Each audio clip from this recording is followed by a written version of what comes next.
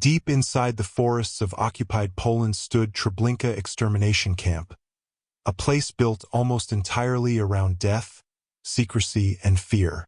Thousands of prisoners arrived there by train, stepping into confusion and terror within minutes of entering the camp. But behind every order shouted, every transport processed, and every system of control inside Treblinka stood a relatively small group of men, the SS guards running the camp. These men were not simply distant officials hidden behind paperwork and commands. They walked through the camp every day. Prisoners saw them on the railway platform, near the barracks, beside fences, and along the paths leading deeper into Treblinka. Some guards became known for extreme brutality. Others maintained control through unpredictability, fear, and constant intimidation. Together, they created an atmosphere where prisoners understood that survival could depend entirely upon a single glance, gesture, or decision made by the men controlling the camp. Treblinka operated with terrifying speed and efficiency, and the SS guards played a central role in maintaining that system. They supervised transports, controlled prisoner labor details, enforced discipline, carried out punishments, and ensured the camp continued functioning day and night within the isolation of the surrounding forest. But who were these men? How did such a relatively small group maintain control over one of the deadliest camps of the Holocaust? What did prisoners remember most about them? And how did fear shape everyday life inside Treblinka under their authority? This documentary explores the SS guards of Treblinka, the men running the death camp, the atmosphere they created, and the lasting memories survivors carried of the people who controlled one of history's most feared places. And before we begin, take a moment to like this video, subscribe to In&Out Nazi Germany, and let me know in the comments where in the world you're watching from. Every story, every memory, and every place matters. And together we keep history alive. Now let's begin. Chapter 1. Segment 1. Arriving at Treblinka under SS control. As one begins to examine the role of the SS guards inside Treblinka extermination camp, it becomes increasingly clear that, for most prisoners, the first direct experience of the camp itself came not through buildings or fences alone, but through the behavior, voices, and presence of the men controlling the arrival process. Treblinka existed deep within isolated forest terrain in occupied Poland, hidden from ordinary public life and designed around secrecy, speed, and terror. Prisoners arriving there after exhausting deportation journeys often stepped from overcrowded cattle cars into a world of confusion and fear within seconds. Yet what many survivors remembered most vividly from those first moments was not only the physical appearance of the camp, but the overwhelming authority exercised immediately by the SS guards and auxiliaries, directing every movement around them. As one reflects on these arrivals, it becomes evident that the guards shaped prisoners' understanding of Treblinka from the very first moment the train doors opened. The arrival process operated with terrifying intensity. Deportees had often spent days trapped inside sealed train wagons without proper food, water, or sanitation. By the time the trains finally stopped at Treblinka, many passengers were already physically weakened, emotionally exhausted, and deeply disoriented. Then suddenly the doors opened to shouting, barking dogs, weapons, and commands delivered rapidly by guards controlling the unloading area. Prisoners stumbled from the train into unfamiliar surroundings while SS personnel and guards immediately imposed order through intimidation, speed, and fear. As one considers the emotional shock of these moments, it becomes clear that the guards' behavior deliberately overwhelmed new arrivals psychologically before they could fully understand where they had been taken. The atmosphere surrounding the platform area intensified this effect continuously. Guards shouted instructions while forcing prisoners to move quickly despite confusion and exhaustion. Families struggled to remain together as people attempted desperately to gather belongings or understand the commands being issued around them. Dogs barked aggressively beside armed men moving through the crowd. As one reflects on how chaotic these scenes became, it becomes evident that the SS guards controlled not only physical movement but emotional atmosphere itself. Fear spread instantly because the guards projected constant authority, unpredictability, and threat from the very beginning of the arrival process. Many prisoners later remembered the guards' voices with disturbing clarity. The shouting never seemed to stop. Orders came rapidly while guards pushed deportees toward designated areas without explanation. Some SS men used direct violence immediately while others maintained control through intimidation.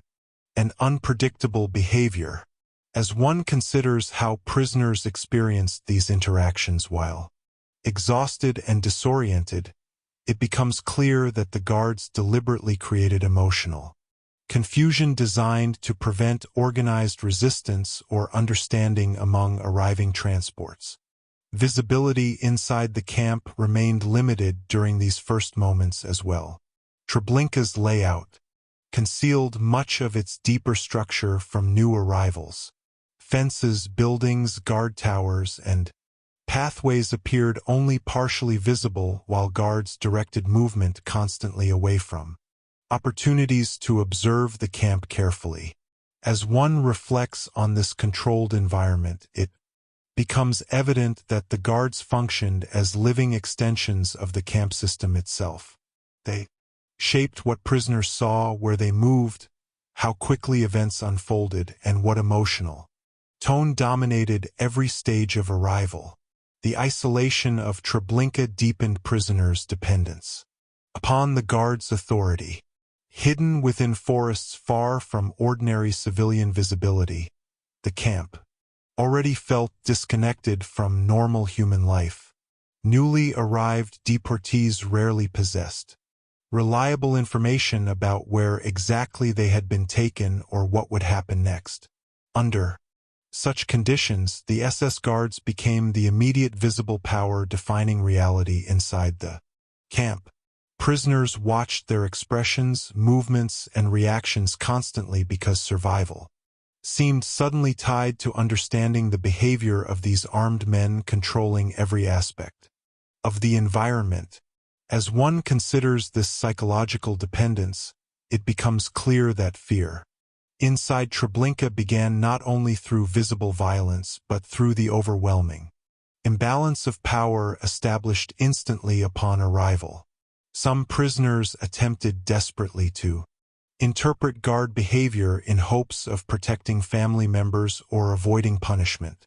Others became emotionally frozen by confusion and exhaustion while guards continued shouting commands around them. Children cried. Elderly prisoners struggled physically to keep pace. Yet, the process continued rapidly because Treblinka operated according to strict systems of movement controlled by the guards supervising transports. As one reflects on the emotional intensity of these arrivals, it becomes evident that the SS personnel running Treblinka shaped prisoners' earliest memories of the camp through constant pressure, speed, and intimidation. The camp itself appeared terrifying, but it was the men directing the process who gave that terror immediate human form. For many prisoners, Treblinka first became real through the voices, actions, and authority of the guards controlling the platform area. As one continues to examine what it meant to arrive at Treblinka under SS control, it becomes increasingly clear that the guards' authority extended far beyond maintaining physical order, because they also controlled perception, emotion, and uncertainty within the camp from the very first moments of imprisonment. new arrivals stepping from trains into the isolated clearing. Surrounded by forests, often struggled immediately to understand what kind of place Treblinka actually was. The camp structure concealed much from view, while exhaustion, fear, and confusion made rational interpretation difficult. Under these conditions, prisoners focused intensely upon the guards themselves because the behavior of the men directing the arrival process offered the clearest visible indication of danger. As one reflects on this psychological dynamic, it becomes evident that the SS guards shaped how deportees emotionally experienced the camp before many even fully grasped their surroundings. The guards' movements appeared confident, fast, and absolute. They acted as men completely certain of their authority inside the camp, giving commands rapidly while expecting immediate obedience from terrified prisoners who had just emerged from overcrowded cattle cars after days of transport. This certainty itself carried enormous psychological weight because arriving deportees already felt physically weakened and emotionally destabilized. As one considers the imbalance between armed guards familiar with the camp and exhausted prisoners entering an unfamiliar environment, it becomes clear that control at Treblinka depended heavily upon overwhelming prisoners psychologically. Before organized understanding or resistance could develop, the guards also manipulated confusion deliberately. Orders were shouted quickly while people were separated from belongings, family members, and familiar routines almost immediately after arriving. Prisoners had little time to orient themselves emotionally or physically before new instructions forced further movement through the camp. As one reflects on how rapidly this process unfolded, it becomes evident that speed itself became part of the system of control. The guards ensured that transports moved continuously through Treblinka with minimal opportunities for reflection or organized response. Survivors later described how difficult it became even to think clearly under such conditions because exhaustion, fear, and constant shouting overwhelmed ordinary concentration. The atmosphere surrounding the guards intensified prisoners' fear continuously. Dogs accompanied many SS personnel and auxiliaries around the arrival areas, reinforcing awareness that force remained immediately available. Weapons stayed visible constantly while guards moved aggressively through crowds of confused deportees. Some prisoners later remembered individual guards who appeared especially brutal or unpredictable, men whose behavior spread fear instantly among those nearby. Others recalled guards who maintained control through cold efficiency and emotional detachment rather than visible rage.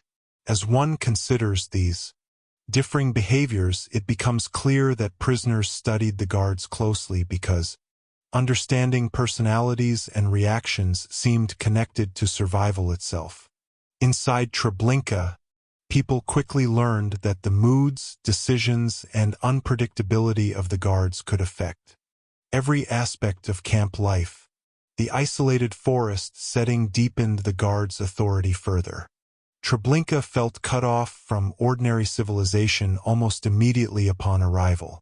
Dense woods surrounded the camp while fences and guard towers reinforced separation from the outside world. Prisoners understood instinctively that escape or outside help seemed impossibly distant within such an environment.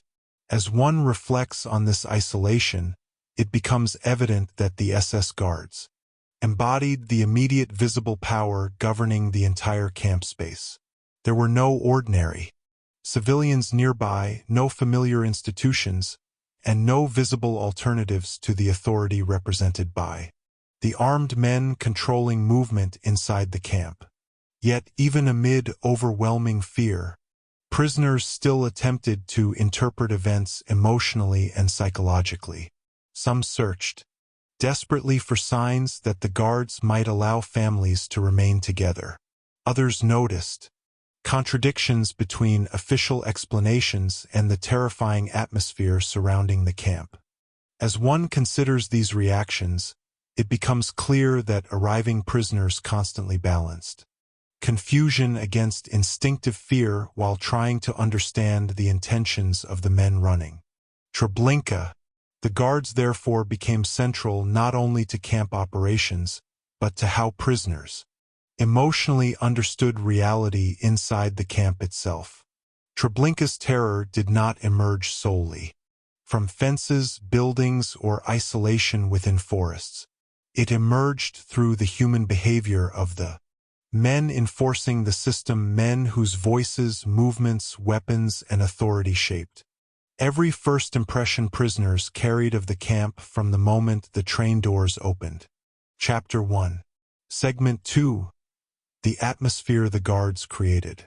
As one continues deeper into examining the SS guards inside Treblinka extermination camp, it becomes increasingly clear that the guards shaped far more than security or administration within the camp. They created the emotional atmosphere prisoners experienced every hour of every day. Treblinka itself already inspired fear through isolation, fences, guard towers, railway transports, and the constant movement of terrified people through its confined spaces. Yet survivors repeatedly remembered that much of the terror inside the camp came from the behavior, unpredictability, and presence of the men controlling it. The guards established an environment where fear became constant because prisoners never fully knew how violence, punishment, or humiliation might emerge from one moment to the next. As one reflects on the emotional reality of life inside Treblinka, it becomes evident that the guards transformed the camp from a physical location into a psychological system dominated by uncertainty and intimidation. The atmosphere began with noise and movement. Guards shouted continuously throughout the camp. Orders came rapidly and aggressively while prisoners rushed between labor details, arrival areas, barracks, and work zones under constant supervision. Dogs barked near pathways and fences while armed men moved unpredictably through the camp space. As one considers how overwhelming this environment must have felt to exhausted prisoners already weakened by transport and hunger, it becomes clear that the guards intentionally maintained emotional pressure through constant activity and intimidation. Silence rarely existed inside Treblinka. Even moments of relative calm felt unstable because prisoners understood that shouting, punishment, or sudden violence could erupt without warning. Unpredictability became one of the guards' most powerful tools. Some SS men behaved with open brutality, beating prisoners publicly or reacting violently to perceived mistakes. Others appeared calm one moment and explosive the next, making it impossible for prisoners to feel emotionally secure around them. As one reflects on how prisoners experienced this instability, it becomes evident that fear inside Treblinka depended heavily upon uncertainty itself. Prisoners studied the guards constantly, attempting to interpret moods, routines, and reactions because survival often seemed tied to anticipating human behavior inside an environment where official rules could shift suddenly according to individual guards' decisions. The guards' control over movement reinforced this atmosphere continuously. Prisoners rarely moved independently within Treblinka. Guards directed where people walked, how quickly they moved, when they stopped, and what tasks they performed. Labor details operated under constant supervision while prisoners feared punishment for slowing down, misunderstanding commands, or appearing physically weak. As one considers how completely movement inside the camp depended upon guard authority, it becomes clear that prisoners experienced the guards not merely as overseers but as the immediate visible force shaping every aspect of daily existence. The emotional effect of this control intensified because Treblinka remained physically isolated within surrounding forests. Prisoners could not simply imagine leaving the camp space behind. Beyond, the fences stretched unfamiliar woods while armed guards controlled every visible route through the camp itself. Fear also spread through the guards' treatment of prisoners during ordinary daily interactions. Humiliation became common. Guards shouted insults, mocked prisoners, and reinforced constantly that inmates possessed no control over their own lives. As one reflects on the cumulative emotional effect of such treatment, it becomes evident that Treblinka's atmosphere depended not only upon visible violence, but also upon systematic psychological degradation carried out through daily behavior. Prisoners understood that guards viewed them as entirely powerless inside the camp system. Yet, despite the overwhelming fear surrounding them, prisoners still observed the guards carefully. Some inmates distinguished between especially brutal individuals and others who behaved more coldly or mechanically. Certain guards became remembered for unpredictable rage, while others inspired fear through emotional detachment and efficiency. As one considers why survivors later remembered these personalities so vividly, it becomes clear that prisoners' emotional lives inside Treblinka revolved heavily around understanding the men controlling the camp. Human behavior became a matter of survival. Guards' mood, attention, or decision could determine whether punishment occurred, whether labor conditions worsened, or whether a prisoner might survive another day. The atmosphere created by the guards therefore extended beyond isolated acts of cruelty. It shaped the emotional structure of Treblinka itself. Fear remained constant because the guards ensured prisoners never experienced stability, predictability, or emotional safety. Even ordinary camp routines became psychologically exhausting under such conditions because prisoners remained continuously alert to the behavior of armed men capable of sudden violence at any moment. Treblinka's terror emerged not only from the camp's physical design, but from the atmosphere deliberately created by the guards running it. As one continues to examine the atmosphere created by the SS guards inside Treblinka, it becomes increasingly clear that fear inside the camp functioned not only through direct violence, but through the constant emotional tension the guards maintained between unpredictability and control. Prisoners understood quickly that the camp operated according to systems enforced by armed men whose behavior could shift suddenly without explanation. Under such conditions, ordinary human reactions changed dramatically. People became hyper-aware of tone of voice, facial expressions, footsteps, and gestures because small signals from guards might carry enormous consequences. As one reflects on this emotional environment, it becomes evident that Treblinka forced prisoners into continuous psychological alertness simply to navigate daily existence under guard authority.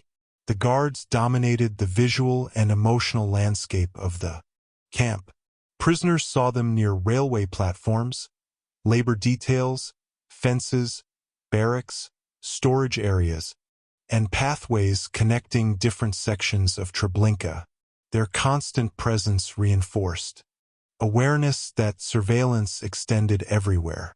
As one considers how trapped prisoners must have felt inside such conditions, it becomes clear that the guards represented more than individuals performing duties. They embodied the entire structure of power controlling the camp. Armed, mobile, and familiar with the environment, the guards moved confidently through spaces where prisoners themselves possessed almost no freedom or security. This imbalance shaped emotional behavior throughout Treblinka. Prisoners often tried to avoid attracting attention. Whenever possible, some moved quickly and silently during labor details in hopes of avoiding punishment.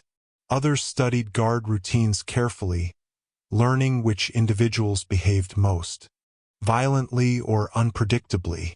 As one reflects on these survival behaviors, it becomes evident that prisoners adapted psychologically to the atmosphere surrounding them by constantly monitoring human danger rather than relying upon stable rules or expectations. Humiliation played an important role in maintaining this atmosphere as well. Guards frequently used shouting, insults, and intimidation to reinforce prisoners' helplessness. Even simple tasks became emotionally stressful because mistakes or hesitation could provoke sudden punishment.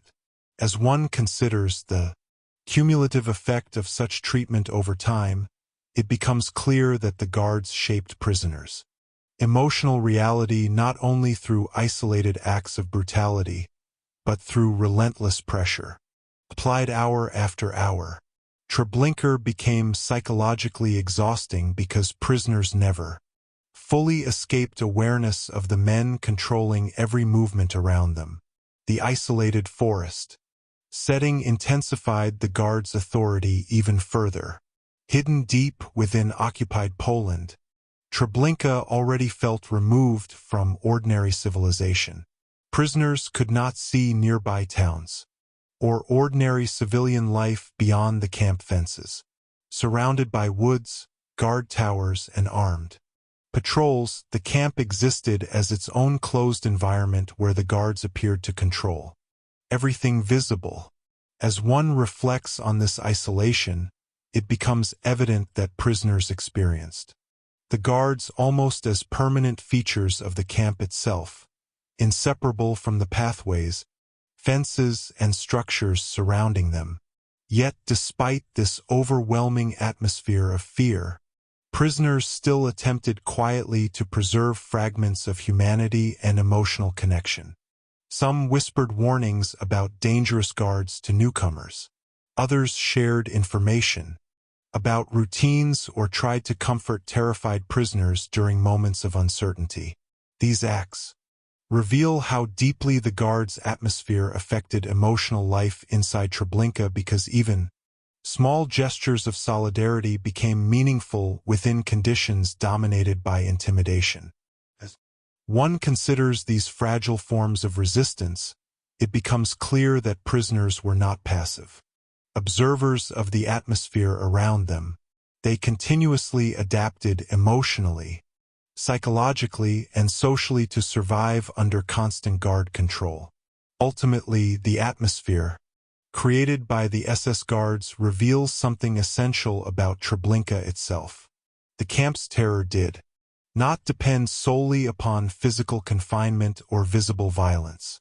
It depended equally upon the emotional environment established by the men running it, an atmosphere where unpredictability, humiliation, surveillance, and fear shaped every aspect of daily life until prisoners felt psychologically trapped long before they ever approached the fences surrounding the camp. Chapter 1. Segment 3: Prisoners Learning to Read the Guards. As one continues deeper into understanding the SS guards inside Treblinka extermination camp, it becomes increasingly clear that prisoners quickly developed an intense awareness of guard behavior because survival inside the camp often depended upon interpreting the moods, habits, and personalities of the men controlling daily life. Treblinka operated through constant fear and unpredictability, and under such conditions prisoners learned to study the guards continuously in hopes of anticipating danger before it appeared openly. Human behavior itself became something prisoners monitored as carefully as fences, patrols, or work assignments because the emotional atmosphere of the camp could change instantly depending upon the actions of particular guards.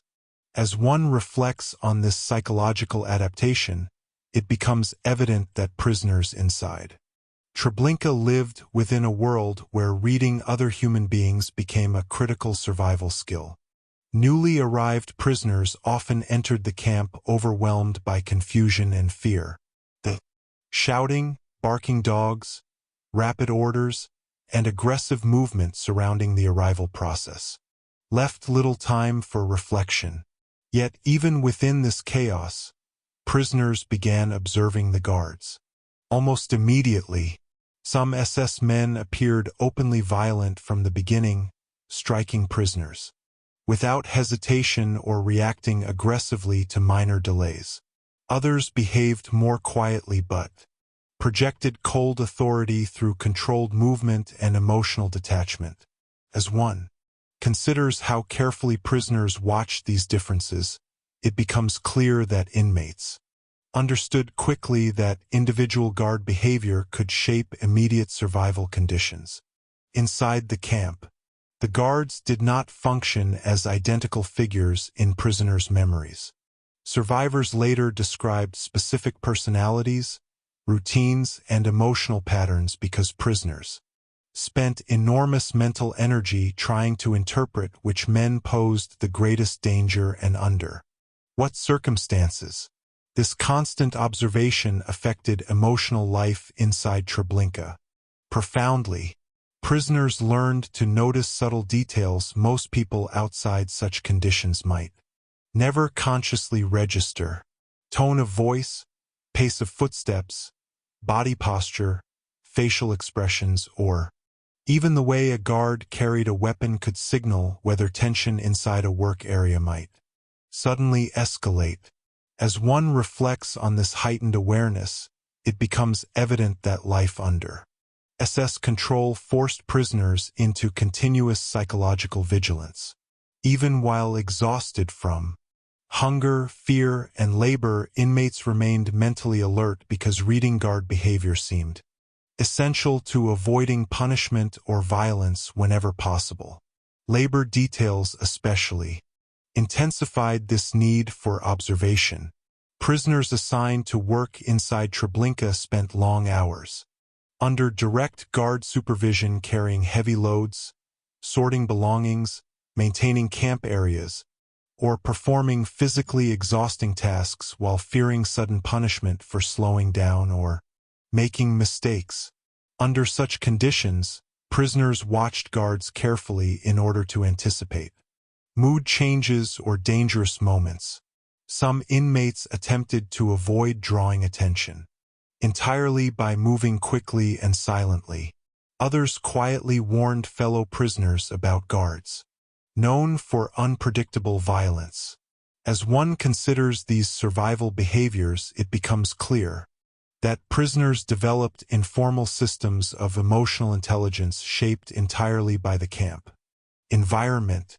Knowledge about guard personalities became valuable information shared quietly between inmates because it helped people navigate the unpredictable emotional atmosphere surrounding them.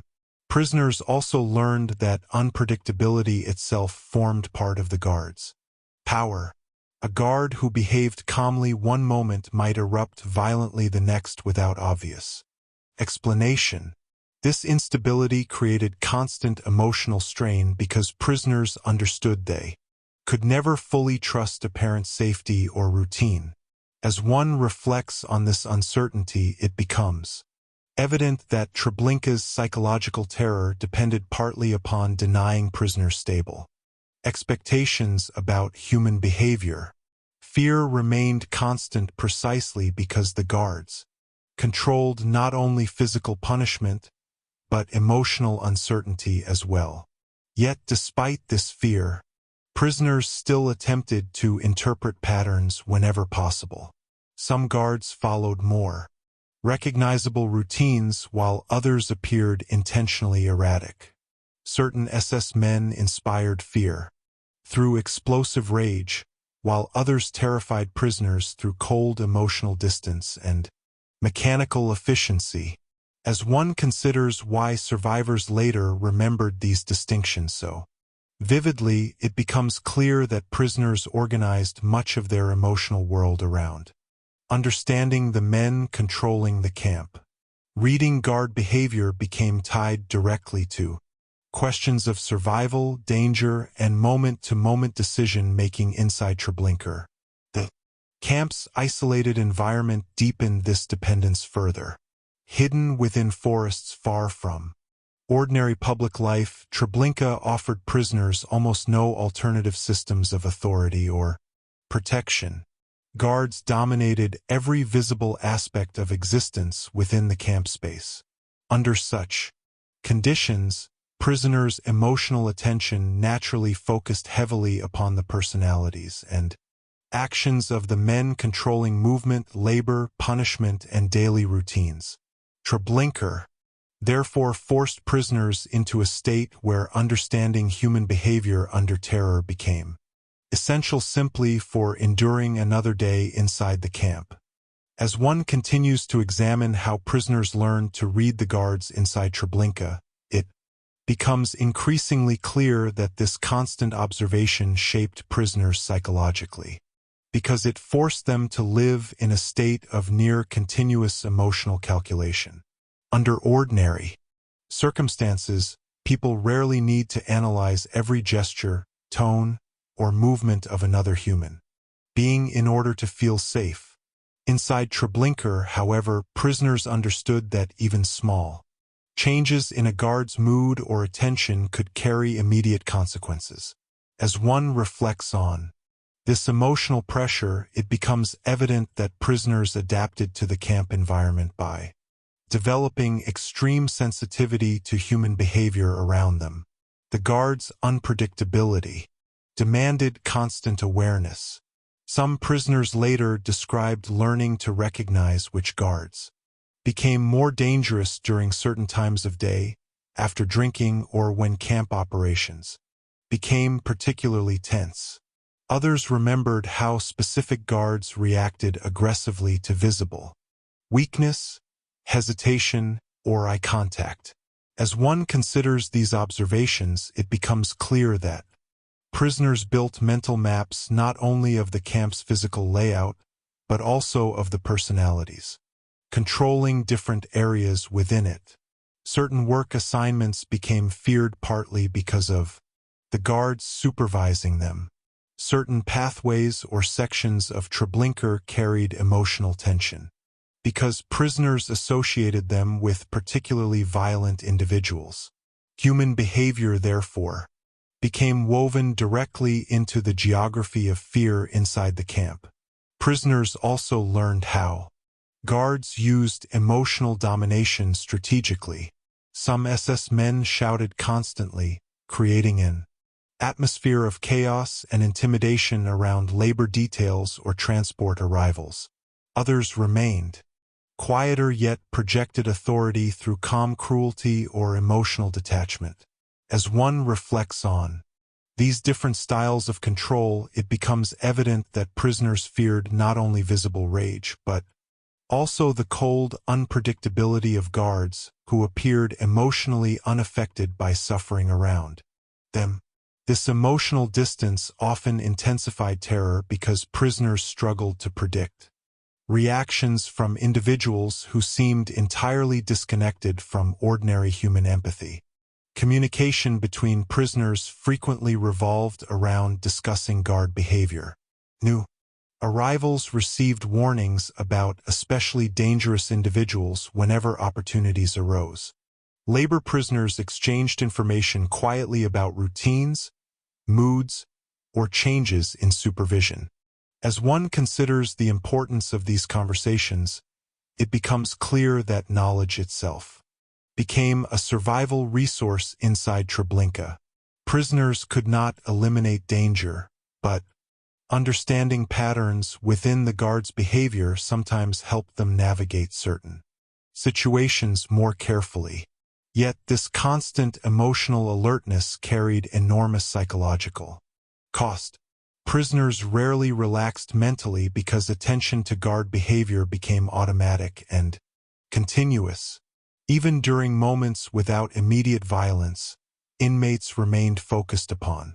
Voices, footsteps, expressions, and movements surrounding them, as one reflects on how exhausting this vigilance must have become, it becomes evident that Treblinka's terror operated partly through forcing prisoners into permanent emotional tension. The body might endure physical labor, but the mind simultaneously endured relentless fear connected to human unpredictability. The isolated environment of the camp intensified these effects further. Surrounded by fences, guard towers, and forests, prisoners had nowhere emotionally to escape the authority represented by the guards. Every visible structure inside Treblinka ultimately connected back to the men enforcing control within it. As one considers this total atmosphere of domination, it becomes clear why survivors later remembered individual guards so vividly. These men were not distant figures hidden within administration alone. They existed physically and emotionally within prisoners' daily lives, shaping movement, labor, fear, and survival continuously through direct interaction. Yet despite everything, prisoners still attempted quietly to preserve emotional awareness beyond fear alone. Some recognized differences between guards rather than viewing them as identical figures, not because this reduced the brutality surrounding the camp, but because careful observation itself became part of surviving psychologically under extreme conditions. Prisoners refused complete emotional numbness by continuing to notice, remember, and interpret the human behavior around them. The act of reading the guards therefore reveals something essential about life inside Treblinka. Survival depended not only upon enduring unpredictability were embodied constantly by the men running the camp. Chapter 2. Segment 1. How a small number of guards controlled thousands. As one continues deeper into understanding the SS guards inside Treblinka extermination camp, it becomes increasingly disturbing to realize that a relatively small number of guards managed to maintain control over enormous numbers of prisoners and deportees moving through the camp. First glance, this imbalance seems difficult to comprehend. Thousands of terrified people arrived at Treblinka through transports, while only a limited number of SS personnel and auxiliary guards supervised the camp itself. Yet Treblinka functioned with terrifying efficiency for long periods, because control inside the camp depended upon far more than simple numerical force. The guards operated within a system carefully designed around fear, confusion, isolation, speed, and psychological domination. As one reflects on how such a small group maintained authority over so many people, it becomes evident that Treblinka's power came not from numbers alone, but from the emotional environment the guards created and controlled continuously. The arrival process itself reveals this structure clearly. Deportees reached Treblinka already physically weakened and emotionally destabilized by days of transport inside overcrowded cattle cars. Without adequate food, water, or sanitation, families had been separated from normal life abruptly and transported into an unfamiliar forest environment surrounded by fences, guard towers, and armed men shouting commands immediately upon arrival. Under such conditions, confusion spread rapidly. Prisoners stepping from the trains possessed little reliable information about where they had been taken or what would happen next. As one considers the psychological vulnerability of these new arrivals, it becomes clear that the guards relied heavily upon overwhelming prisoners emotionally before organized understanding or resistance could develop. Speed formed one of the most important elements of control. The guards moved transports through Treblinka rapidly, giving prisoners little opportunity to orient themselves physically or psychologically. Orders came continuously while guards directed people through tightly controlled pathways and designated areas without pause. Families struggled simply to stay together amid the chaos while guards shouted aggressively and dogs barked nearby. As one reflects on how quickly events unfolded, it becomes evident that the camp structure deliberately prevented prisoners from processing their surroundings calmly. Confusion weakened collective resistance because people focused desperately upon immediate survival, movement, and understanding basic instructions rather than organizing opposition against the guards controlling the environment.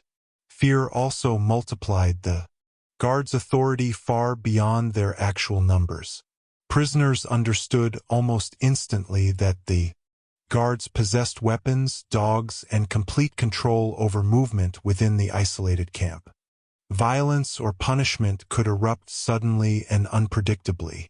Some guards beat prisoners publicly while others enforced discipline through shouting, humiliation, or emotional intimidation. As one considers how prisoners experienced this atmosphere, it becomes clear that fear itself became one of the camp's most powerful mechanisms of control. The guards did not need to physically overpower every individual constantly because the emotional pressure surrounding Treblinka already weakened prisoners psychologically before resistance could form. The camp's physical layout strengthened this system further. Treblinka divided prisoners into controlled spaces connected through guarded pathways and fenced sections limiting movement and visibility. Newly arrived deportees rarely saw the entire camp clearly. Guards directed people carefully from one area to another while preventing opportunities for organized communication or collective awareness. As one reflects on how isolated different sections remained from one another, it becomes evident that the guards controlled not only bodies but information itself. Prisoners often lacked understanding of the larger system surrounding them because visibility and movement remained tightly restricted. Labor prisoners also became part of this structure of control, though under extreme coercion. Certain prisoners were forced into work details, supervising unloading areas, sorting belongings, maintaining camp operations, or directing movement under guard authority.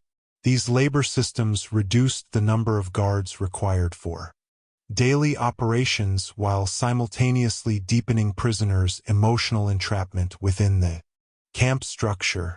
As one considers the psychological complexity of these arrangements, it becomes clear that Treblinka's system relied heavily upon forcing prisoners into roles within the machinery, controlling the camp itself. The isolated forest environment surrounding Treblinka intensified all of these mechanisms. Hidden deep within occupied Poland, far from ordinary civilian visibility, the camp felt completely separated from outside life. Prisoners could not easily imagine escape or outside intervention while surrounded by fences, armed patrols, and unfamiliar woods. As one reflects on this isolation, it becomes evident that the guards' authority appeared almost absolute inside the camp because there were no visible alternatives to the power they represented.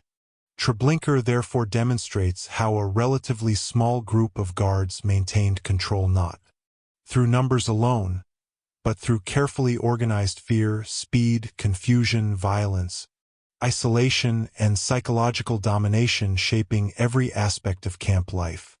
As one continues to examine how a small number of guards controlled thousands inside Treblinka, it becomes increasingly clear that psychological control mattered as much as physical force within the camp system.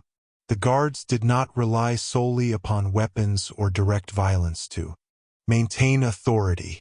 Instead, they operated within an environment specifically designed to overwhelm prisoners emotionally, isolate them from one another and prevent collective understanding from developing.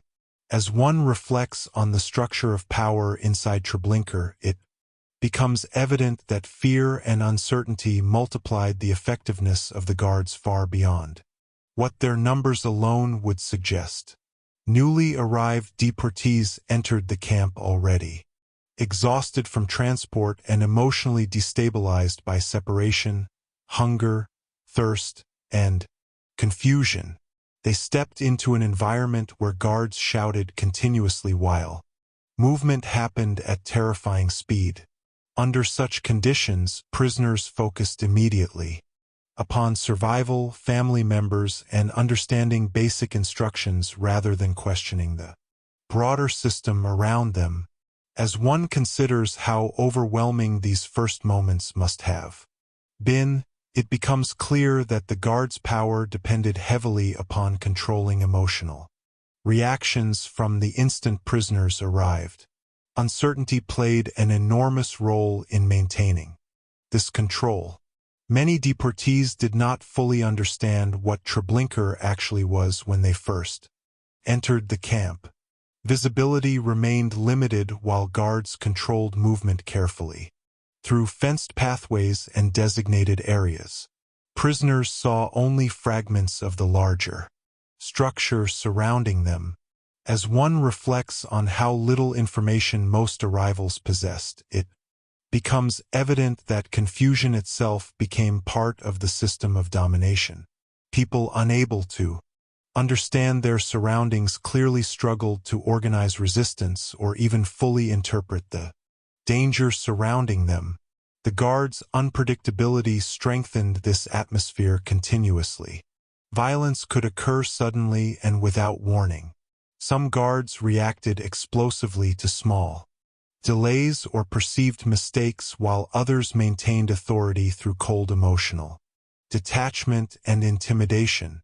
Prisoners learned quickly that the camp operated according to unstable human behavior rather than predictable rules offering security.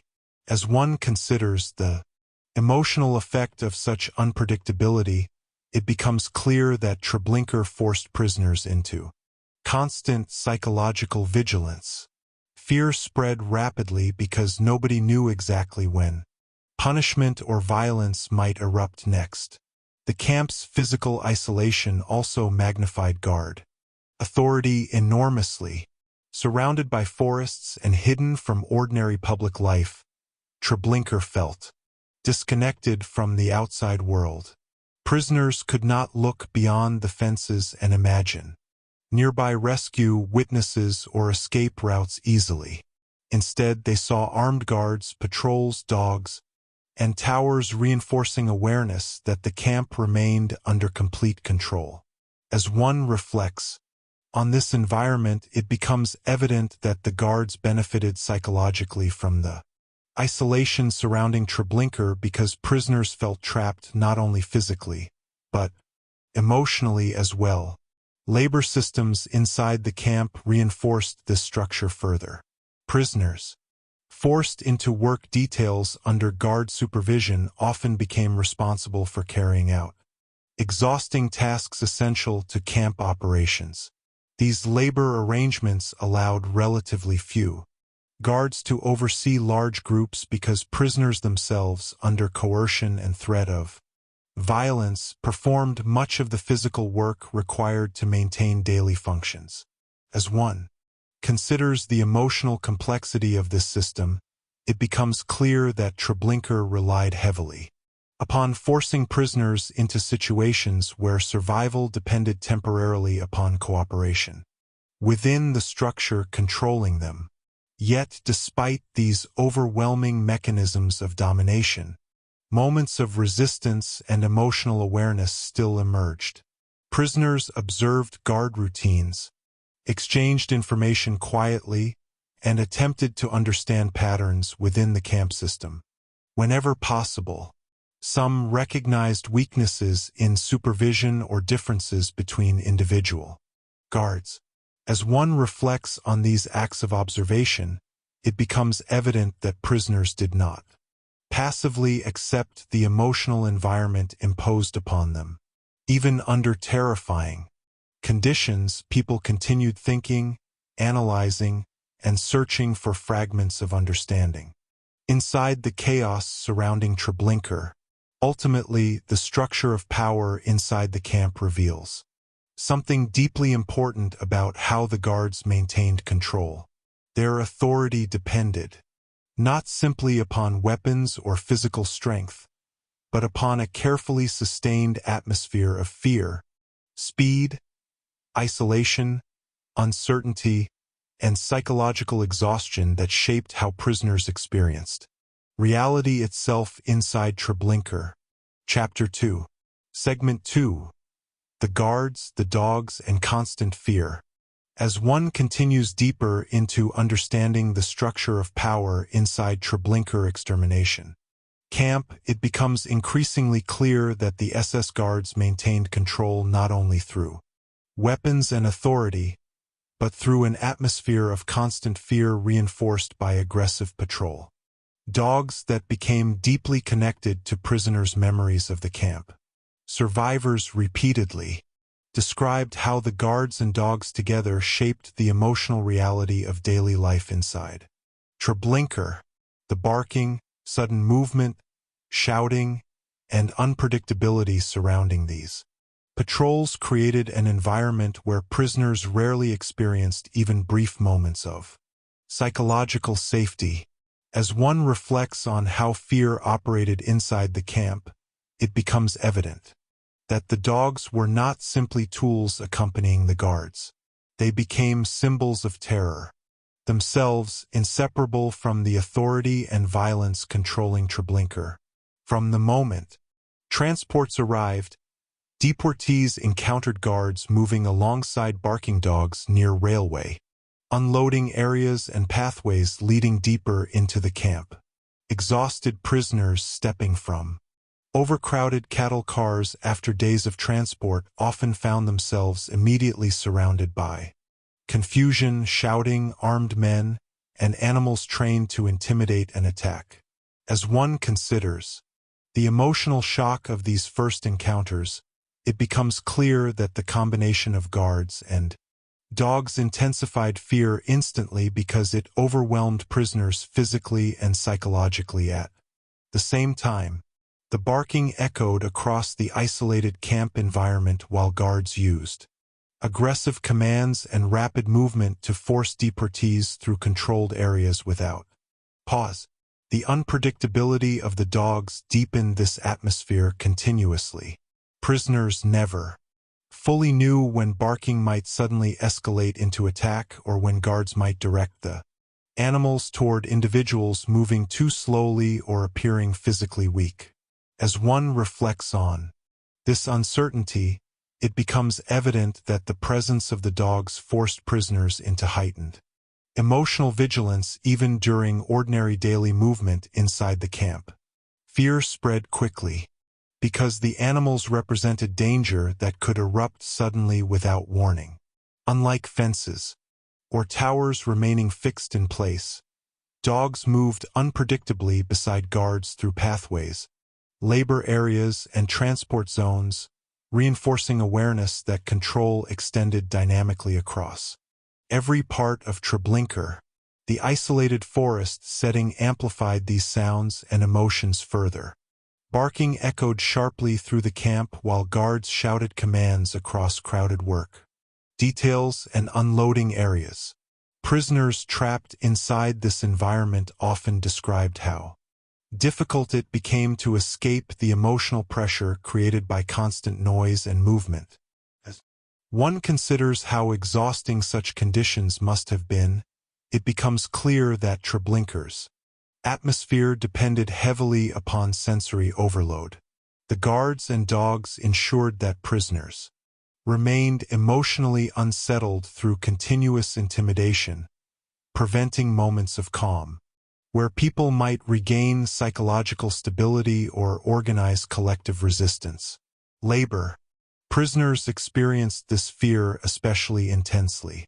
Work details operated under direct guard supervision, while dogs often accompanied patrols moving around prisoners carrying heavy loads, sorting belongings or maintaining camp areas. Exhausted inmates weakened by hunger and physical strain attempted to move quickly and avoid attracting attention because even minor hesitation could provoke shouting, punishment, or attack. As one reflects on these labor conditions, it becomes evident that the guards and dogs together created a system where fear itself became part of the daily work environment. Prisoners remained psychologically tense hour after hour because danger felt physically present beside them at all times. The emotional effect extended beyond direct violence alone. Many prisoners later remembered the sound of barking as one of the most terrifying elements of camp life because it became associated constantly with authority, punishment, and unpredictability. Hearing dogs approach often triggered immediate anxiety even before guards themselves became visible. As one considers how deeply such associations formed under camp conditions, it becomes clear that Treblinka's structure of control operated through emotional conditioning as much as physical force. The guards used every available element, shouting, weapons, movement, isolation, and animals to reinforce prisoners' helplessness continuously. Yet, despite this overwhelming fear, prisoners still attempted quietly to adapt emotionally. Some learned which guards handled dogs more aggressively while others tried to recognize patterns in patrol behavior. Prisoners whispered warnings to newcomers whenever possible and shared information about dangerous individuals or routes through the camp. As one reflects on these survival strategies, it becomes evident that even under relentless psychological pressure, inmates continued searching for ways to navigate the fear surrounding them. The guards and dogs therefore reveal something essential about Treblinka itself. The camp maintained control not simply through physical barriers, but through a deliberately created emotional atmosphere where terror accompanied prisoners through every movement and every sound.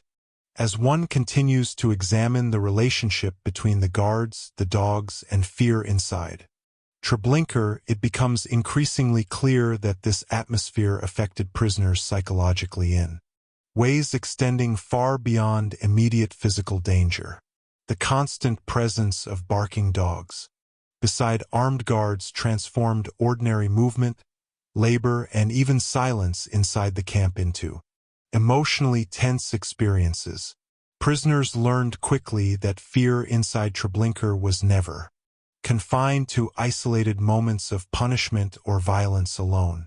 Instead, it existed continuously in the background of daily life, reinforced by sounds, patrols, shouting, and the unpredictability of the men and animals controlling the camp environment. As one reflects on this emotional reality, it becomes evident that the guards used fear strategically to weaken prisoners psychologically. Before resistance or emotional stability could develop, sound played a particularly important role. In maintaining this atmosphere, barking echoed across the camp throughout the day and often into the night as guards moved through pathways, labor details, and perimeter areas. Prisoners heard dogs before seeing them, which intensified anticipation and anxiety because the sound itself became associated with approaching authority and possible punishment. As one considers how emotionally powerful such conditioning becomes under extreme circumstances, it becomes clear that Treblinka's structure of control relied heavily upon sensory experience. A sudden burst of barking could instantly silence conversations, accelerate movement among labor prisoners, or spread fear through groups of newly arrived deportees unfamiliar with the camp. The guards' relationship with the dogs reinforced their authority visually as well. Armed men moving confidently beside aggressive animals projected complete control over the camp space. Prisoners, weakened by hunger, exhaustion, and confusion, often perceived these patrols as nearly impossible to challenge because the combination of weapons, shouting, and trained animals created overwhelming intimidation. As one reflects on how power appeared inside Treblinka, it becomes evident that the guards deliberately cultivated this atmosphere of domination. Fear multiplied their authority far beyond their actual numbers because prisoners understood instinctively that resistance against such patrols carried enormous danger. Labor areas revealed this structure especially clearly. Prisoners carrying heavy loads or performing exhausting tasks under direct supervision remained constantly aware of dogs moving nearby. Even individuals attempting simply to survive another work shift had to remain emotionally alert because guards might react aggressively to visible weakness, slow movement, or perceived mistakes. As one considers how physically and mentally exhausting this vigilance must have become, it becomes clear that Treblinka forced prisoners into continuous psychological tension. The body endured hunger and labor while the mind simultaneously endured constant anticipation of danger surrounding every interaction with guards and patrol dogs. The isolated forest environment surrounding Treblinka intensified these emotions further. Barking traveled through the camp and surrounding woods with disturbing clarity, especially during quieter nighttime hours. Prisoners lying awake inside barracks after midnight sometimes heard patrols moving beyond visible areas while dogs barked near fences or pathways disappearing into darkness. As one reflects on these nighttime experiences, it becomes evident that fear inside Treblinka extended beyond daylight operations. Even after labor ended temporarily, prisoners rarely escaped awareness of the guards and animals controlling movement throughout the camp. Yet, despite these conditions, prisoners still adapted emotionally in small but important ways. Some learned to distinguish between different guards based upon how they handled the dogs or reacted during patrols. Others recognized certain barking patterns associated with transport arrivals, labor movements, or nighttime inspections. Information about especially dangerous guards spread quietly among prisoners because understanding these behaviors could help people navigate the camp environment more carefully. As one reflects on these acts of observation, it becomes evident that prisoners resisted complete psychological helplessness by continuing to analyze and interpret the fear surrounding them. Ultimately, the guards and dogs reveal how Treblinka maintained power through more than physical violence alone. The camp operated through an atmosphere where fear became woven into sound, movement, routine, and everyday human behavior until prisoners experienced danger, not as isolated events, but as a permanent emotional condition surrounding every aspect of life. Inside the Camp, Chapter 2, Segment 3, The Guards Who Became Infamous Among Prisoners. As one continues deeper into examining the SS guards inside Treblinka extermination camp, it becomes increasingly clear that certain guards became especially infamous among prisoners because their behavior embodied the fear, unpredictability, and brutality shaping everyday life. Inside the camp, survivors later remembered many of these men not simply as anonymous figures within a larger system, but as distinct personalities whose actions left deep emotional impressions upon those forced to live under their authority. Inside Treblinka, prisoners observed guards constantly because survival often depended upon understanding individual behavior, moods, and patterns of violence. As one reflects on why certain guards remained unforgettable in survivors' memories, it becomes evident that these men represented more than isolated individuals. They became symbols of the atmosphere of terror controlling the camp itself. Some guards became feared because of explosive violence. Prisoners learned quickly that certain SS men reacted unpredictably to perceived mistakes, slow movement, or visible weakness. Under such conditions, even ordinary daily tasks carried emotional tension because prisoners never knew when a guard might suddenly erupt in rage. As one considers how exhausting this unpredictability must have been, it becomes clear that the fear surrounding infamous guards depended partly upon instability itself. Prisoners could not rely upon consistent rules or expectations because individual personalities shaped daily reality inside the camp as much as official structures did. One guard might beat prisoners publicly while another maintained authority through cold intimidation and emotional detachment, yet both styles of behavior reinforced the same atmosphere of helplessness and fear. Some guards became remembered because they seemed to enjoy humiliation and domination. Survivors later described individuals who mocked prisoners, shouted insults constantly, or treated suffering as entertainment rather than mere duty. As one reflects on these memories, it becomes evident that emotional cruelty affected prisoners deeply because it reinforced awareness that the men controlling the camp viewed inmates as entirely powerless. Public punishment or humiliation carried psychological significance beyond physical pain alone. Such acts spread fear throughout labor details and barracks because prisoners understood that violence could emerge suddenly and publicly at any moment. The guards' personalities, therefore, shaped not only isolated interactions, but the broader emotional climate surrounding camp life. The isolated environment of Treblinka intensified the emotional impact of these infamous figures. Hidden deep within forests and separated from ordinary civilian life, the camp functioned as a closed world where guards dominated every visible structure of authority. Prisoners saw the same.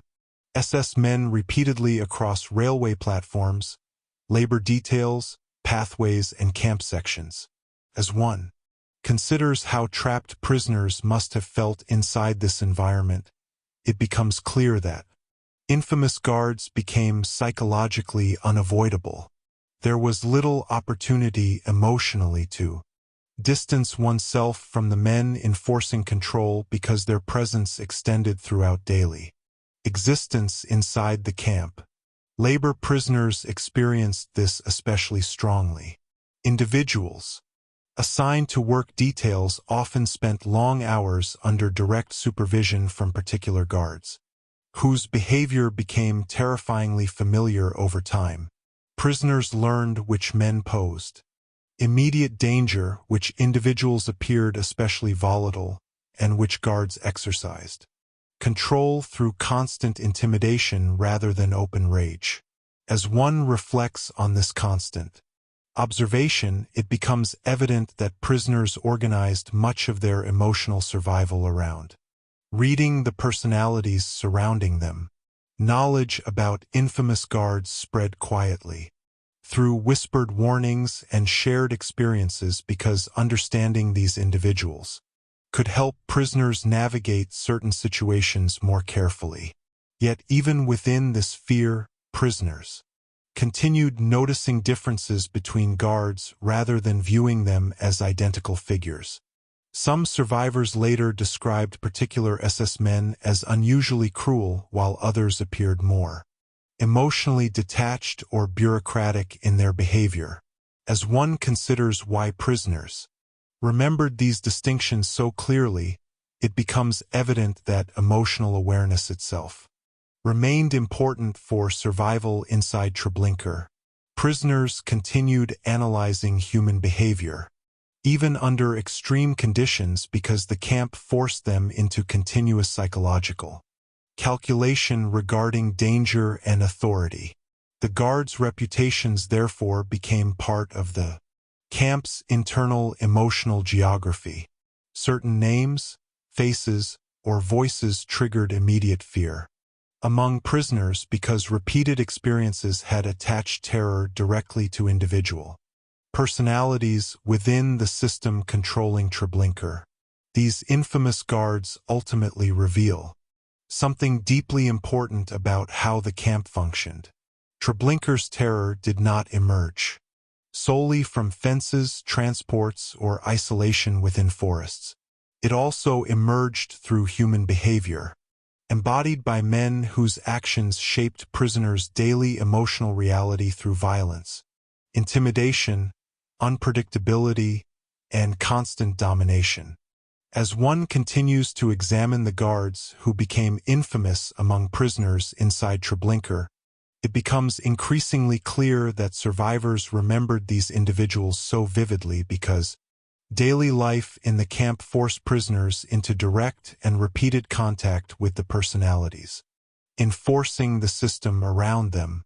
Treblinka was not experienced by prisoners as an abstract institution alone. It was experienced through voices shouting commands, boots moving across pathways, guards supervising labor details, and armed men whose moods and actions shaped survival from one moment to the next. As one reflects on this reality, it becomes evident that infamous guards became emotionally inseparable from prisoners' memories of the camp itself. Certain guards inspired fear through unpredictability. Prisoners could never fully anticipate how these men might react to delays, exhaustion, confusion, or perceived disobedience. This instability created continuous psychological tension because inmates understood that danger could emerge suddenly even during ordinary camp routines. As one considers the emotional strain of living under such conditions, it becomes clear that Treblinka's atmosphere depended heavily upon uncertainty. Prisoners remained hyper-aware of individual guards precisely because human unpredictability shaped daily existence inside the camp more powerfully than fixed rules or procedures. Other guards became infamous through emotional coldness rather than explosive rage. Survivors later described men who appeared detached, mechanical, or indifferent while overseeing suffering and punishment around them. As one reflects on how prisoners perceived such behavior, it becomes evident that emotional detachment could feel especially terrifying, because it suggested complete absence of empathy within the men controlling the camp. Guards, who appeared calm while exercising power, reinforced awareness that prisoners existed entirely at the mercy of individuals no longer responding to ordinary human emotional limits. The relationship between guards and prisoners therefore extended beyond physical domination into profound psychological territory. Prisoners studied facial expressions, gestures, tones of voice, and routines constantly because understanding personalities became connected directly to survival. Certain guards became associated with specific areas of the camp, particular labor details, or recognizable patterns of intimidation. As one considers how deeply prisoners internalized these associations, it becomes clear that Treblinka's emotional landscape became organized partly around human danger embodied by particular individuals. The isolated forest setting intensified this effect enormously. Hidden away from outside visibility, Treblinka functioned as a closed world where prisoners encountered the same guards repeatedly without possibility of escape from their authority. Infamous SS men therefore became permanent psychological presences within daily camp life. Prisoners could not simply avoid them emotionally because the structure of the camp forced repeated interaction and constant awareness. As one reflects on this confinement, it becomes evident why survivors later remembered individual guards with extraordinary clarity even decades afterward. These men shaped the emotional conditions under which prisoners attempted to survive hunger, fear, labor, and uncertainty every day. Yet survivors' memories also reveal something important about the prisoners themselves. Despite overwhelming fear, inmates continued observing carefully, distinguishing between personalities and remembering details about the men controlling the camp. This attention demonstrates that prisoners resisted complete psychological numbness even under extreme conditions. They continued interpreting human behavior and preserving memory. Despite living inside an environment designed around terror and dehumanization. As one considers the significance of this observation, it becomes clear that remembering infamous guards later became part of preserving historical truth about Treblinka itself. The camp operated through systems, but systems were carried out by individuals whose actions shaped prisoners' emotional and physical reality directly. Ultimately, the infamous guards of Treblinka reveal one of the camp's deepest realities. Power inside the camp depended not only upon physical structures or official authority, but upon human beings who enforced fear personally through their behavior, decisions, voices, and presence within prisoners' daily lives. Chapter 3. Segment 1. Mourning inside Treblinka. As one continues deeper into understanding life under SS control inside Treblinka extermination camp, it becomes increasingly clear that mornings inside the camp revealed how completely the guards dominated prisoners' daily existence from the very first moments of each day. Unlike ordinary mornings associated with safety, routine, or renewal, mornings inside Treblinka began with exhaustion, fear, and immediate awareness of authority surrounding every movement. Prisoners who survived overnight inside the camp woke not to peace or quiet, but to shouting, patrols, barking dogs, and the terrifying knowledge that another day under guard supervision had already begun. As one reflects on what mourning meant inside Treblinka, it becomes evident that even the act of waking itself became emotionally tied to fear because prisoners understood instantly that survival once again depended upon navigating the unpredictable behavior of the men controlling the camp. Many prisoners slept little even during nighttime hours. Hunger, overcrowding, anxiety, physical pain, and the sounds of patrols moving through the camp often prevented deep rest. By dawn, prisoners were already exhausted before labor had even started. Again, yet guards expected immediate movement and obedience regardless of physical condition. As one considers the emotional shock of beginning each day under such circumstances, it becomes clear that Treblinka denied prisoners the ordinary human transition between night and day. There was no gradual waking into safety or stability. Instead, mornings arrived abruptly, through shouted commands, inspections, and rapid preparation for labor details supervised directly by armed guards. The atmosphere surrounding the barracks intensified this fear. Continuously, guards moved through camp sections aggressively while dogs barked near pathways and labor areas. Prisoners hurried to line up or prepare for assignments because hesitation or visible weakness could provoke punishment. As one reflects on how quickly tension filled the camp each morning, it becomes evident that guards maintained authority partly through controlling pace and movement from the beginning of the day. Speed mattered enormously inside Treblinka. Prisoners rarely had time to think calmly or emotionally process their surroundings, because guards pushed activity forward relentlessly. This constant pressure weakened emotional stability while reinforcing awareness that prisoners possessed almost no control over their own time or bodies. Labor details formed the center of daily existence under guard authority. Some prisoners carried heavy loads, sorted belongings, cleaned camp areas, repaired structures, or performed physically exhausting work necessary for maintaining camp operations.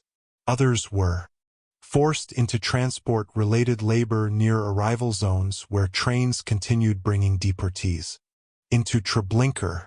As one considers the emotional weight of these assignments, it becomes clear that mornings often carried immediate dread because prisoners already knew the guards supervising their particular work areas and feared the behavior associated with certain individuals.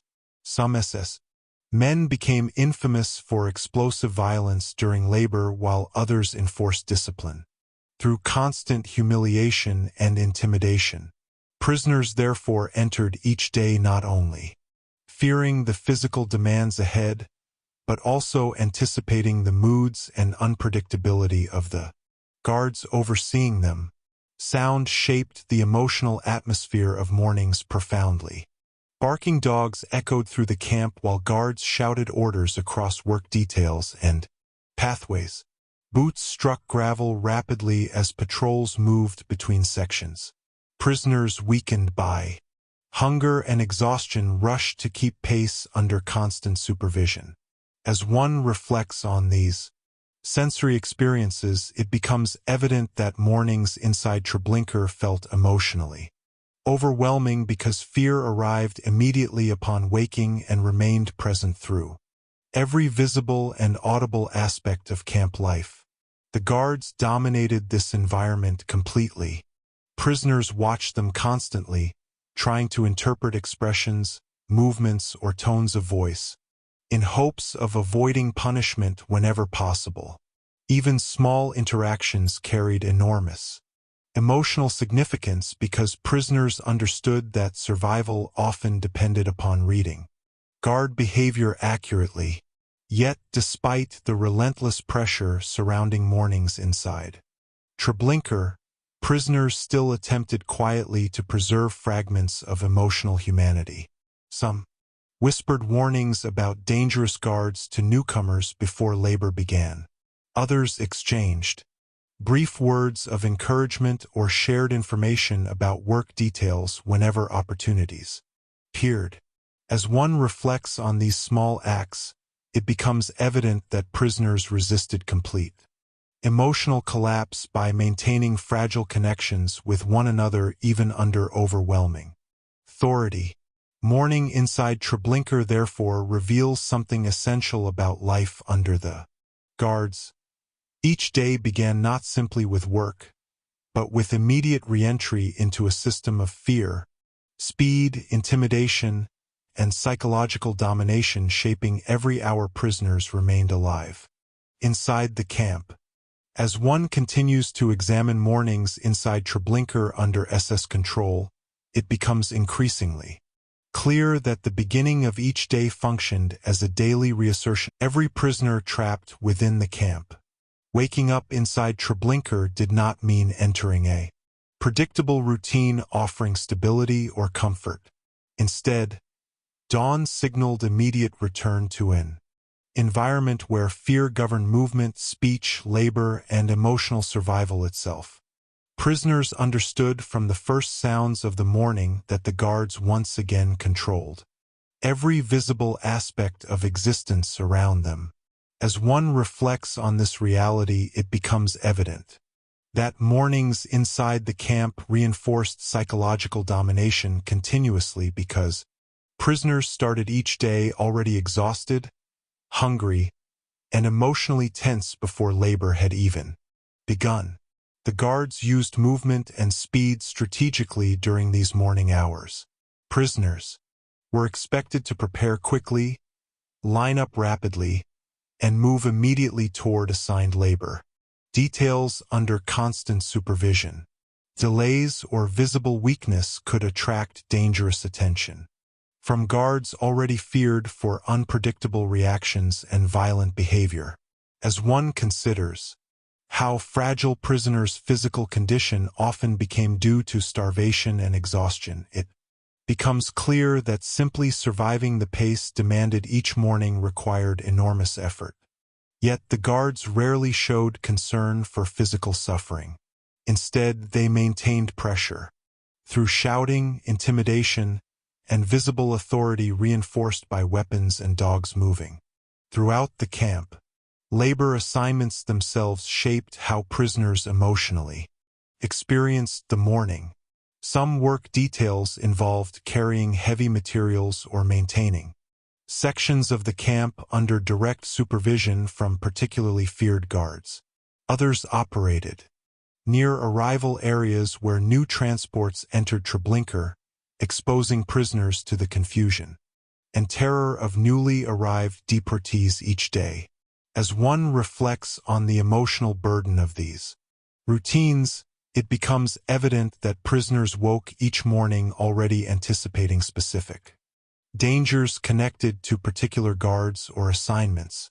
Human personalities became inseparable from daily survival because prisoners understood that different SS men created different emotional atmospheres around labor details.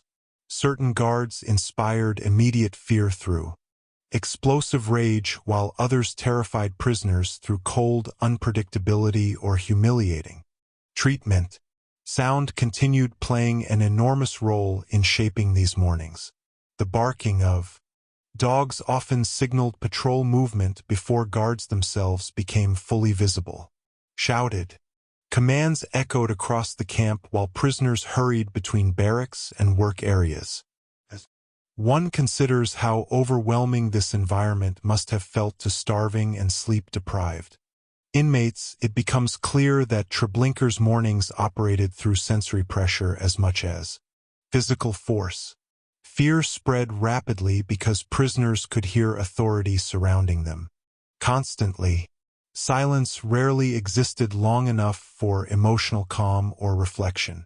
The isolated forest settings surrounding Treblinka intensified this atmosphere further.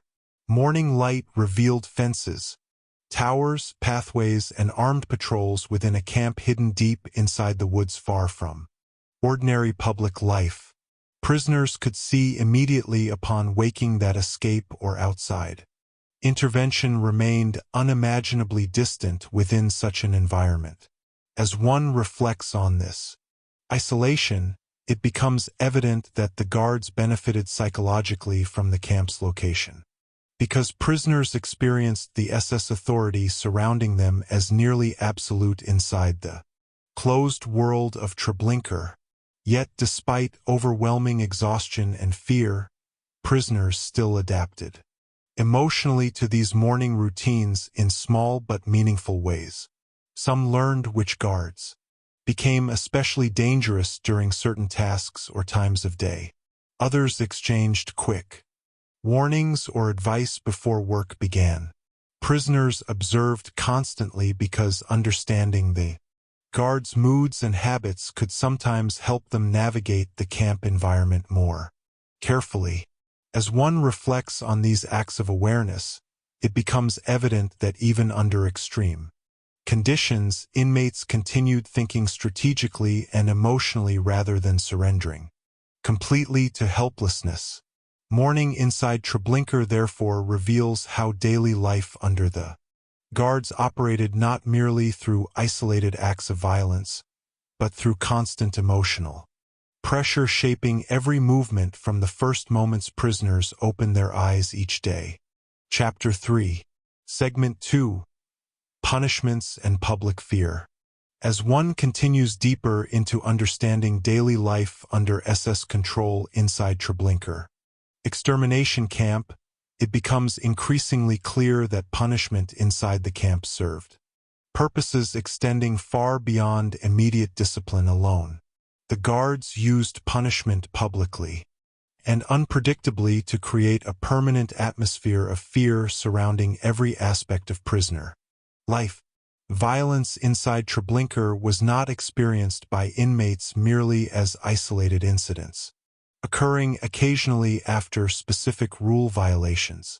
Instead, punishment became woven directly into the emotional structure of the camp because prisoners understood constantly that humiliation, beatings, or sudden brutality could emerge at any moment depending upon the moods and decisions of the guards supervising them.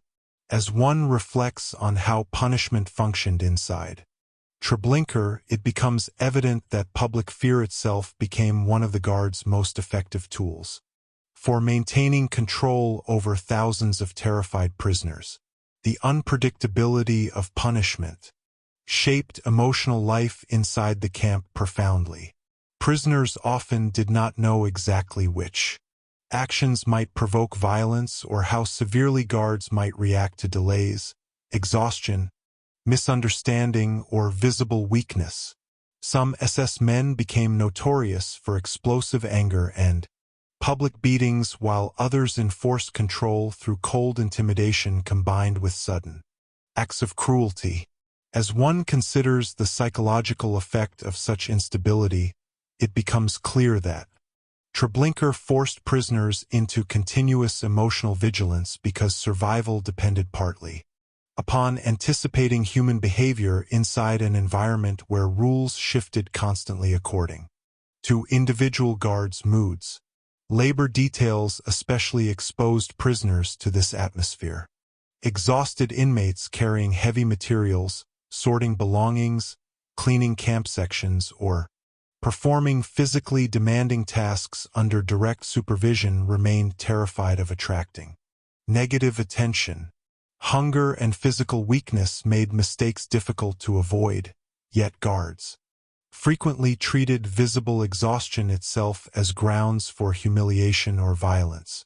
As one reflects on these conditions, it becomes evident that punishment inside Treblinka reinforced awareness that prisoners possessed almost no control over their own bodies or circumstances. Even physical collapse from starvation or overwork offered no protection from brutality. Public punishment carried enormous emotional impact because it spread fear far beyond the individual prisoner. Being targeted, guards often humiliated or beat prisoners openly in front of labor groups or camp sections where others were forced to watch. As one considers why such public displays mattered so much psychologically, it becomes clear that the guards understood fear multiplied collectively. Witnessing another prisoner punished violently reminded everyone nearby of their own vulnerability inside the camp system. People learned quickly that danger could emerge suddenly and without meaningful protection. The guards therefore maintained authority not only through direct violence, but through the emotional memory left behind after others witnessed such events. Sound intensified these experiences constantly. Shouted commands, insults, barking dogs, and sudden screams or blows echoed across the camp environment, especially within the isolated forest settings surrounding Treblinka. Prisoners working nearby often heard punishment before fully seeing what had happened, which deepened emotional tension because uncertainty itself became frightening. As one reflects on how prisoners experienced these sounds, it becomes evident that Treblinka's atmosphere of fear operated through sensory exposure as much as visible brutality.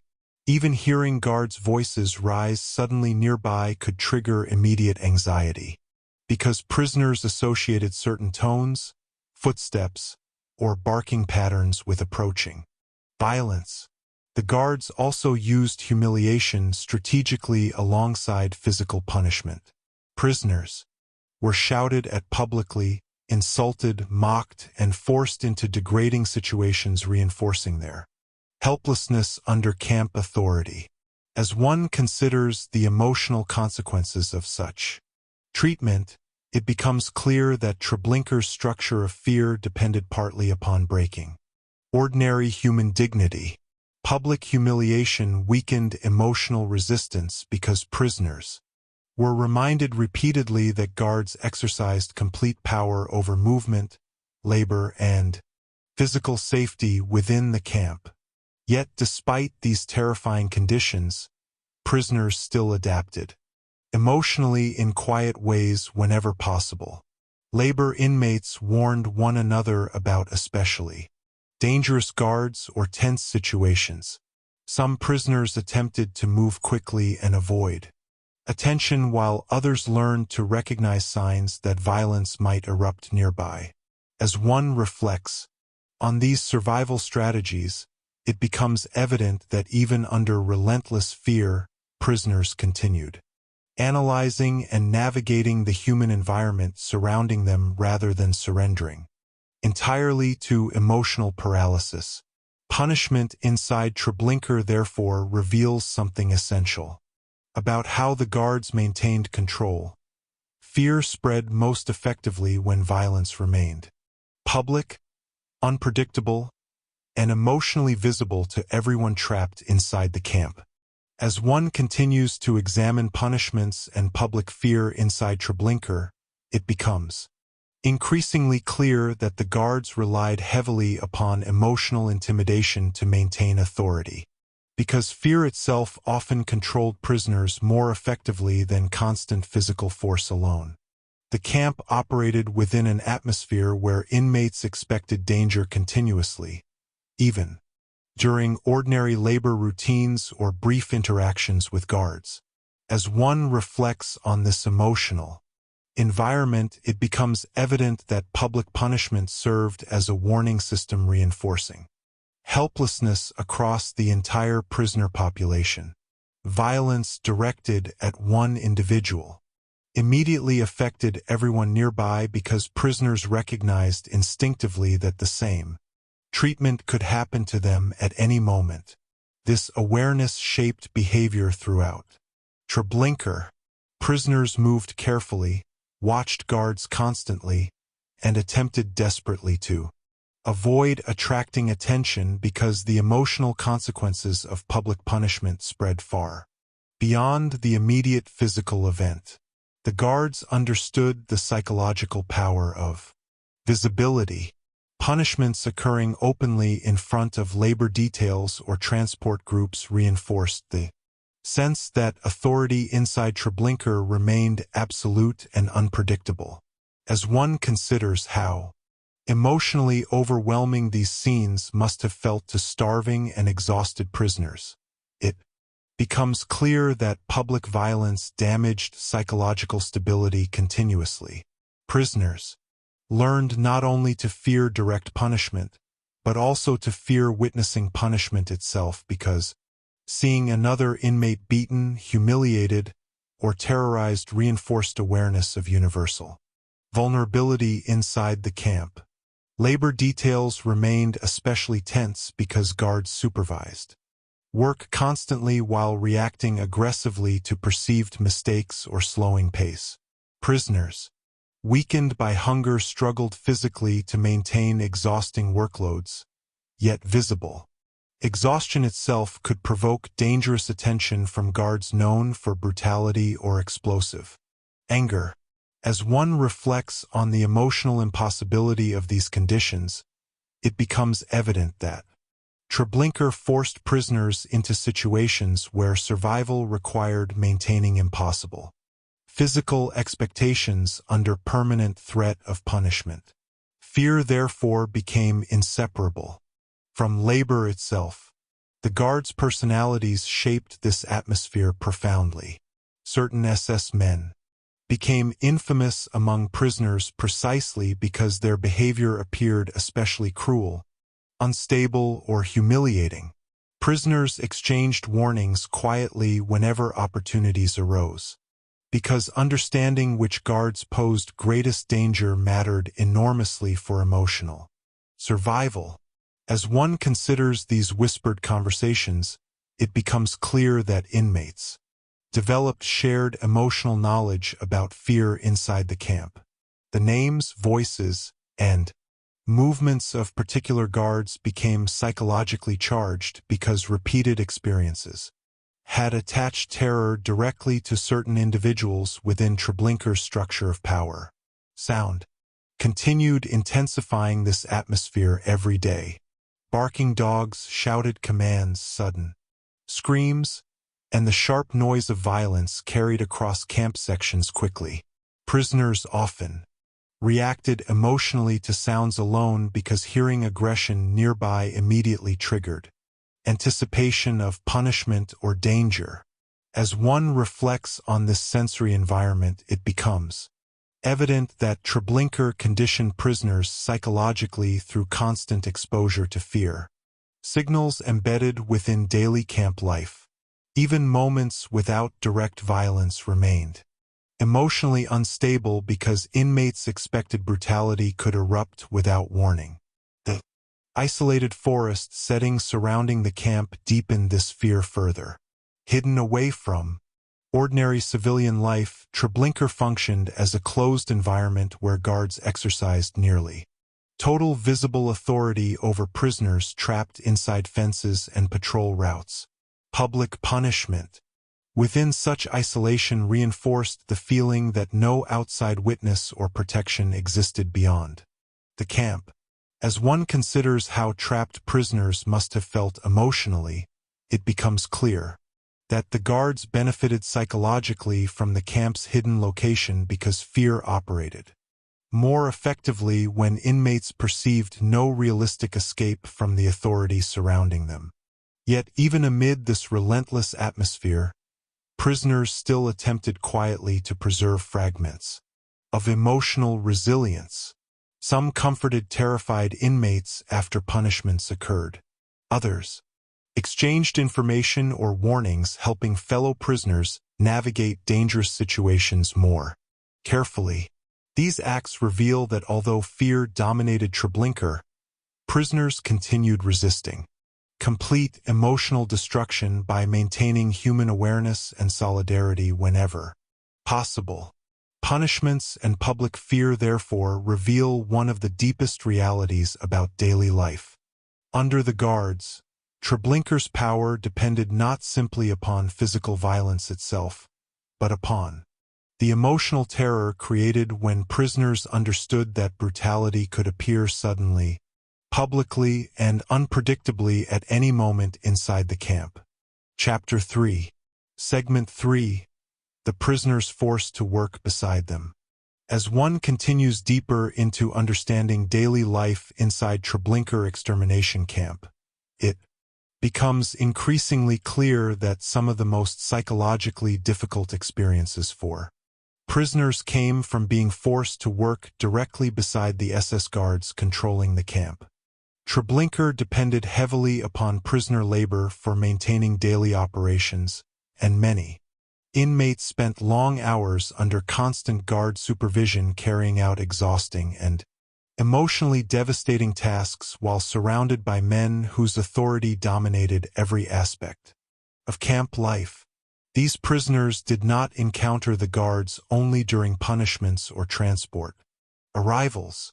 They worked near them continuously, observing their behavior closely while simultaneously fearing their unpredictability, violence, and emotional detachment.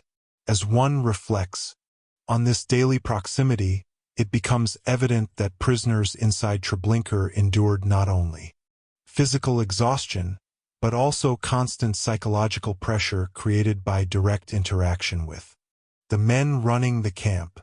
Labor prisoners occupied a uniquely difficult position within the camp structure. Some unloaded transports arriving by train while others sorted belongings taken from deportees, repaired structures, cleaned pathways, carried heavy materials, or maintained sections of the camp under armed supervision. These work details required prisoners to move constantly through environments controlled entirely by guards who shouted commands, enforced speed, and punished visible weakness harshly. As one considers the emotional strain of such conditions, it becomes clear that labor prisoners lived in a state of permanent alertness because survival depended partly upon reading the personalities and moods of guards standing only meters away. Throughout the day, the guards' behavior shaped the atmosphere surrounding every work detail. Certain SS men became feared for explosive rage or public violence while others exercised control through humiliation, cold authority, or unpredictable reactions. Prisoners learned quickly which individuals posed immediate danger and attempted desperately to avoid attracting their attention whenever possible. As one reflects on these survival behaviors, it becomes evident that labor inside Treblinka involved far more than physical tasks alone. Prisoners simultaneously performed exhausting work and continuous psychological calculation regarding the guards, supervising them. Tone of voice, footsteps, gestures, and expressions became emotionally important because small changes in guard behavior could signal approaching punishment or danger. The emotional burden intensified because many labor prisoners witnessed scenes that deepened their awareness of Treblinka's true function. Individuals working near transport areas saw terrified deportees arriving from trains while guards shouted commands and drove people rapidly through controlled sections of the camp. Others handled belongings abandoned by prisoners who had carried family photographs, clothing, food containers, or personal items into Treblinka, believing they still possessed a future beyond the journey. As one considers how emotionally overwhelming these experiences must have been, it becomes clear that labor prisoners carried enormous psychological weight while remaining trapped under direct SS supervision. The guards often treated these scenes with emotional detachment or cruelty, reinforcing prisoners' awareness that ordinary human empathy had largely disappeared from the camp's structure of authority. The proximity between guards and labor prisoners also created strange emotional contradictions. Prisoners observed the guards not as distant abstract figures, but as human beings moving through ordinary routines inside extraordinary brutality. They noticed habits, voices, personalities, and behavioral patterns because daily survival required constant observation. As one reflects on this dynamic, it becomes evident that prisoners developed intimate awareness of the men controlling them without ever escaping fear of their authority. Certain guards became infamous because repeated interaction exposed prisoners continuously to their violence or unpredictability. Others inspired fear precisely because they appeared calm and emotionally detached while supervising suffering around them. Hunger and exhaustion made these conditions even harder to endure. Prisoners forced into labor details often worked while physically weak, sleep-deprived, and terrified of punishment for slowing pace or appearing incapable of continuing. Yet guards demanded speed and obedience regardless of physical condition. As one considers the impossible expectations imposed upon these labor prisoners, it becomes clear that Treblinka's system depended partly upon forcing inmates into situations where their bodies approached collapse while they remained under relentless emotional pressure from armed supervisors. Despite this terrifying environment, prisoners still attempted quietly to support one another whenever opportunities appeared. Labor inmates warned newcomers about especially dangerous guards, exchanged information about routines, and sometimes helped exhausted prisoners complete tasks more quickly to avoid punishment. As one reflects on these acts of solidarity, it becomes evident that even under constant SS supervision, prisoners continued resisting complete emotional isolation through small forms of human connection. The prisoners, forced to work beside the guards, therefore reveal something deeply important about Treblinka. The camp operated not only through physical confinement, but through daily psychological domination created by forcing inmates into direct, exhausting, and continuous interaction with the men controlling every aspect of their existence. As one continues to examine the prisoners forced to work beside the guards inside Treblinka, it becomes increasingly clear that this constant proximity shaped prisoners' emotional reality in profound ways because labor inmates lived under nearly uninterrupted observation and authority. Unlike deportees moving briefly through arrival areas, labor prisoners remained trapped within the camp system for longer periods, meaning they encountered the same guards repeatedly day after day. This repetition intensified psychological pressure because prisoners learned individual personalities, routines, moods, and patterns of cruelty while simultaneously understanding that their survival depended partly upon navigating those human behaviors correctly. As one reflects on this relationship, it becomes evident that Treblinka forced labor prisoners into a terrifying form of familiarity with the men controlling the camp. The guards' unpredictability remained one of the greatest emotional burdens. Prisoners could never fully relax during work because sudden violence or humiliation might erupt without warning. Some guards reacted aggressively to visible exhaustion or small mistakes, while others appeared emotionally detached yet equally dangerous.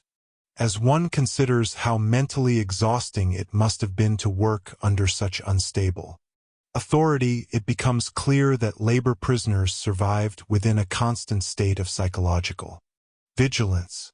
Every movement carried emotional risk because guards monitored pace, obedience, and behavior continuously. Labor details therefore became spaces where physical exhaustion and emotional fear merged together hour after hour. The work itself deepened this pressure enormously.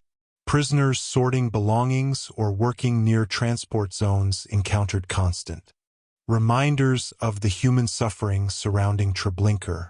Suitcases, family photographs, children's clothing, and ordinary personal objects passed through prisoners' hands while guards supervised operations mechanically or aggressively nearby. As one reflects on the emotional weight of these scenes, it becomes evident that labor prisoners carried not only physical burdens, but also overwhelming psychological awareness of what was happening inside the camp. The guards' reactions to this suffering mattered profoundly. Prisoners observed men who continued directing operations, shouting commands, or enforcing discipline without visible empathy toward terrified deportees or exhausted workers around them. This emotional detachment intensified prisoners' fear because it reinforced the sense that ordinary moral limits no longer operated within the camp system. The isolated forest environment surrounding Treblinka strengthened these emotions further. Hidden from ordinary public life, the camp functioned as a closed world where labor prisoners saw the same guards repeatedly without possibility of escape from their authority. Guards moved through pathways, work zones, and transport areas confidently while prisoners remained trapped within tightly controlled spaces. As one considers the psychological effect of this isolation, it becomes clear that labor inmates experienced the guards almost as permanent features of the environment itself, inseparable from the fences, towers, and structures dominating camp life. Yet despite overwhelming fear, prisoners still adapted emotionally in quiet but important ways. Labor inmates exchanged information constantly whenever opportunities appeared. People warned one another about especially volatile guards, discussed routines, and tried to predict dangerous moments during work details. Some prisoners learned subtle strategies for avoiding attention, while others quietly helped weaker inmates complete tasks before guards reacted violently. As one reflects on these survival behaviors, it becomes evident that prisoners resisted total helplessness by continuing to observe, communicate, and support one another even under constant SS supervision. The emotional complexity of these relationships remained enormous. Prisoners feared the guards intensely while simultaneously studying them with extraordinary attention because understanding personalities could matter for immediate survival. Certain voices, footsteps, or gestures became emotionally charged through repeated exposure over time. As one considers how deeply these impressions remained in survivors' memories afterward, it becomes clear that daily labor beside the guards shaped how prisoners understood Treblinka itself. The camp was experienced not simply as fences or buildings, but through direct human interaction with the men enforcing control continuously through authority, intimidation, violence, and emotional domination. Ultimately, the prisoners forced to work beside the guards reveal one of the camp's harshest realities.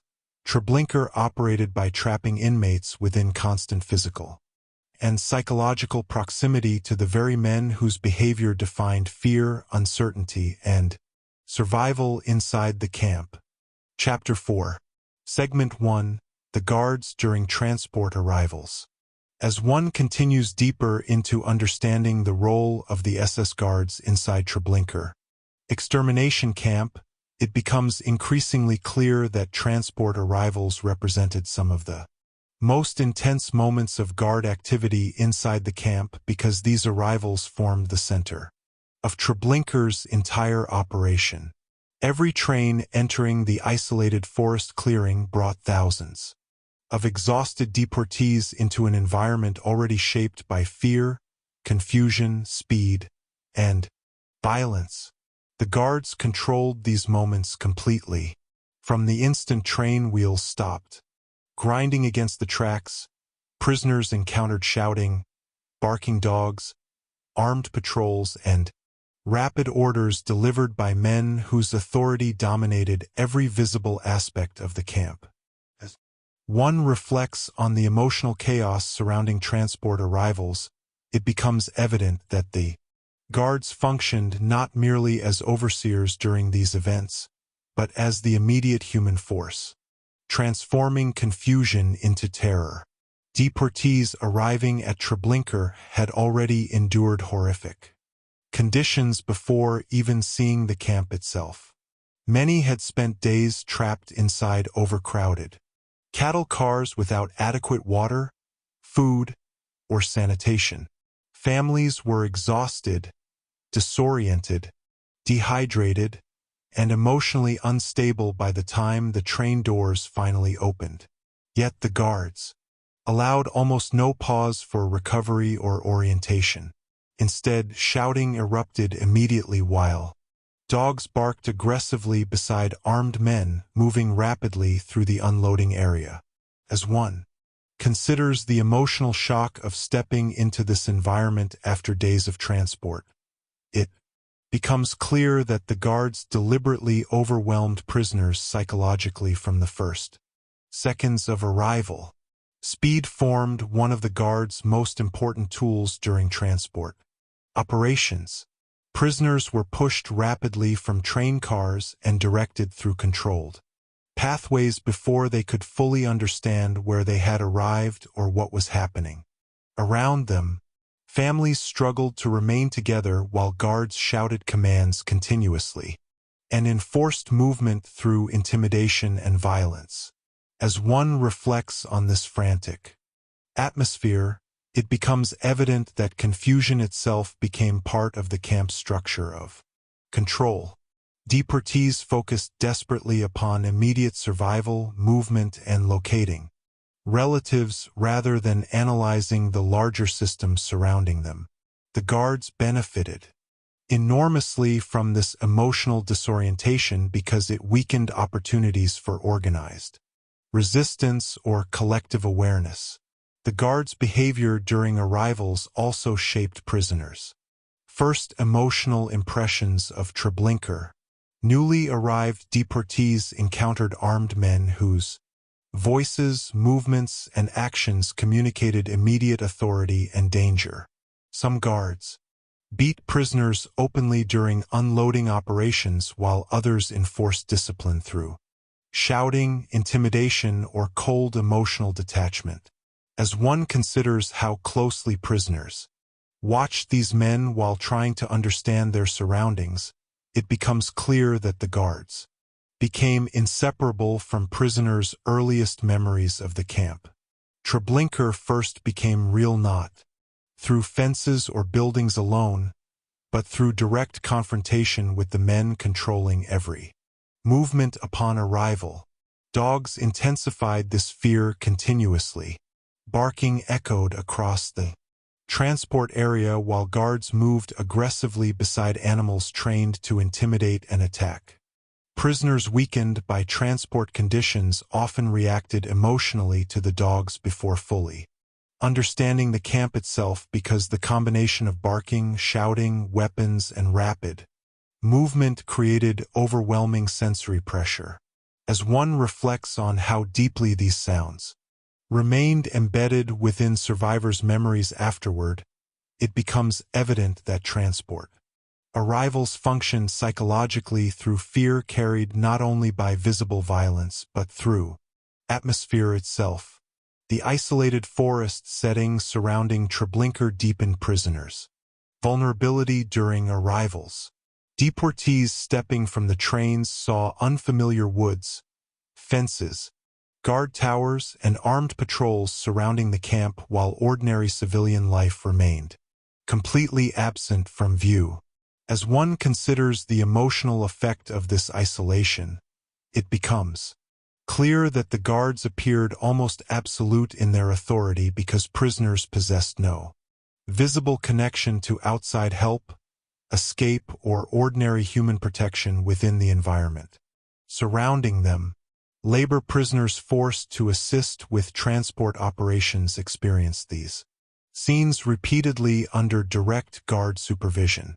They watched terrified deportees arrive while simultaneously fearing the guards controlling both transports and labor details nearby. As one reflects on the emotional burden carried by these prisoners, it becomes evident that transport arrivals represented concentrated moments where Treblinka's entire structure of fear became visible at once. Exhausted deportees, shouting guards, barking dogs, rapid movement, confusion, and overwhelming authority operating together within the isolated camp. The guards during transport arrivals therefore reveal something essential about how Treblinka functioned. The camp's power depended heavily upon controlling prisoners emotionally from the instant they entered the camp space, using speed, intimidation, fear, and confusion to establish total authority before understanding or resistance could emerge. As one continues to examine the guards during transport arrivals inside Treblinka, it becomes increasingly clear that these moments reveal how the camp transformed human confusion and exhaustion into mechanisms of control. Deportees arriving after days of transport were already physically weakened and emotionally destabilized long before they stepped from the train cars. The guards understood this vulnerability and intensified it immediately through aggressive movement, shouting, barking dogs, and rapid commands, preventing prisoners from orienting themselves calmly.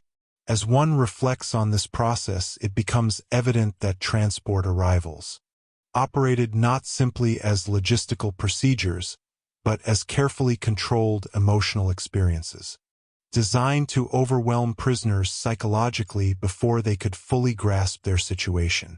The guards' authority appeared immediate and absolute during these operations.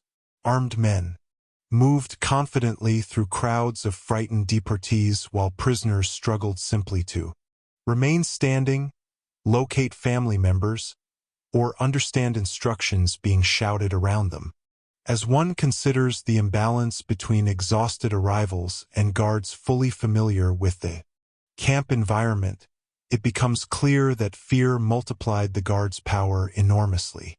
Deportees entering Treblinka saw no visible alternative authority beyond the men controlling the transport area. Surrounded by fences, towers, dogs, and forest isolation, Prisoners experienced the guards as the immediate force determining reality inside the camp. Uncertainty played a major role in maintaining this control. Many deportees did not fully understand where they had been taken or what Treblinka actually was during their first moments inside the camp. Guards controlled movement carefully, directing prisoners rapidly through specific pathways while limiting opportunities to observe the broader camp structure. As one reflects on how little information most arrivals possessed, it becomes evident that confusion itself became one of the guards' most effective weapons. People unable to interpret their surroundings clearly focused instead upon immediate emotional survival amid the chaos unfolding around them. The atmosphere surrounding transport arrivals intensified emotional pressure constantly. Barking dogs echoed through the unloading areas while guards shouted commands and moved aggressively among deportees carrying luggage, children, or elderly relatives. Some prisoners collapsed physically from exhaustion while others attempted desperately to keep families together under impossible conditions. As one considers how emotionally overwhelming these scenes must have been, it becomes clear that the guards maintained control partly through sensory overload. Noise, movement, fear, and uncertainty combined together until prisoners struggled to think beyond immediate survival. Labor prisoners forced to work during arrivals occupied an especially painful position within the structure. These inmates witnessed repeatedly the terror and confusion of newly arrived deportees while simultaneously remaining under direct guard supervision. Themselves, they observed guards shouting at exhausted families, forcing rapid movement, and maintaining relentless pressure across the transport areas. As one reflects on the emotional impact of seeing such scenes day after day, it becomes evident that labor prisoners experience transport arrivals as constant reminders of both the guards' authority and the broader horror surrounding Treblinka.